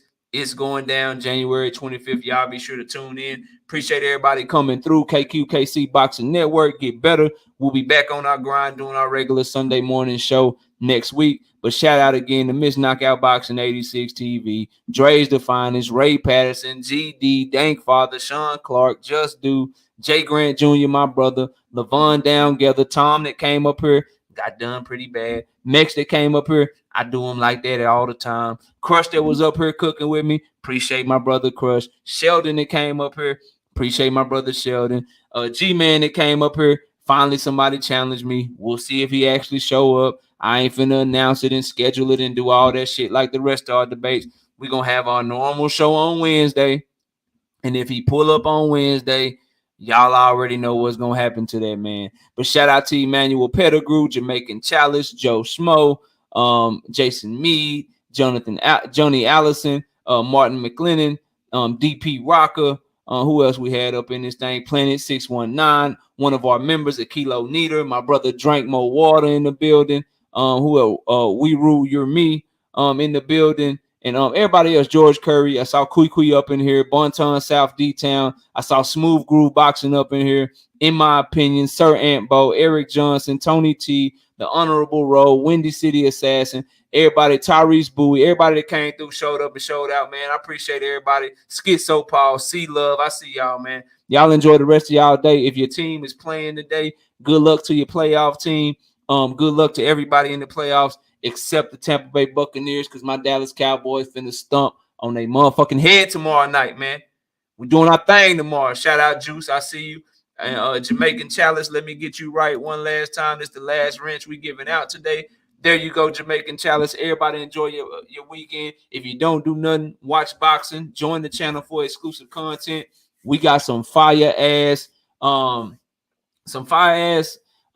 predictions coming to y'all this week, man. We got a show box card and we got a card on Saturday, so I'm gonna be putting in overtime for the members. So if you want to get them predictions early, you need to join the channel as a member. Y'all already saw what we did with the FA Ajagba pick. Y'all saw what we did with the Abraham Nova pick. We trying to put in work over here. So I appreciate y'all. Y'all enjoy the rest of y'all day. And with that, we out of here. Appreciate that, Mr. Lightning's World. We working, man. I'll see y'all later.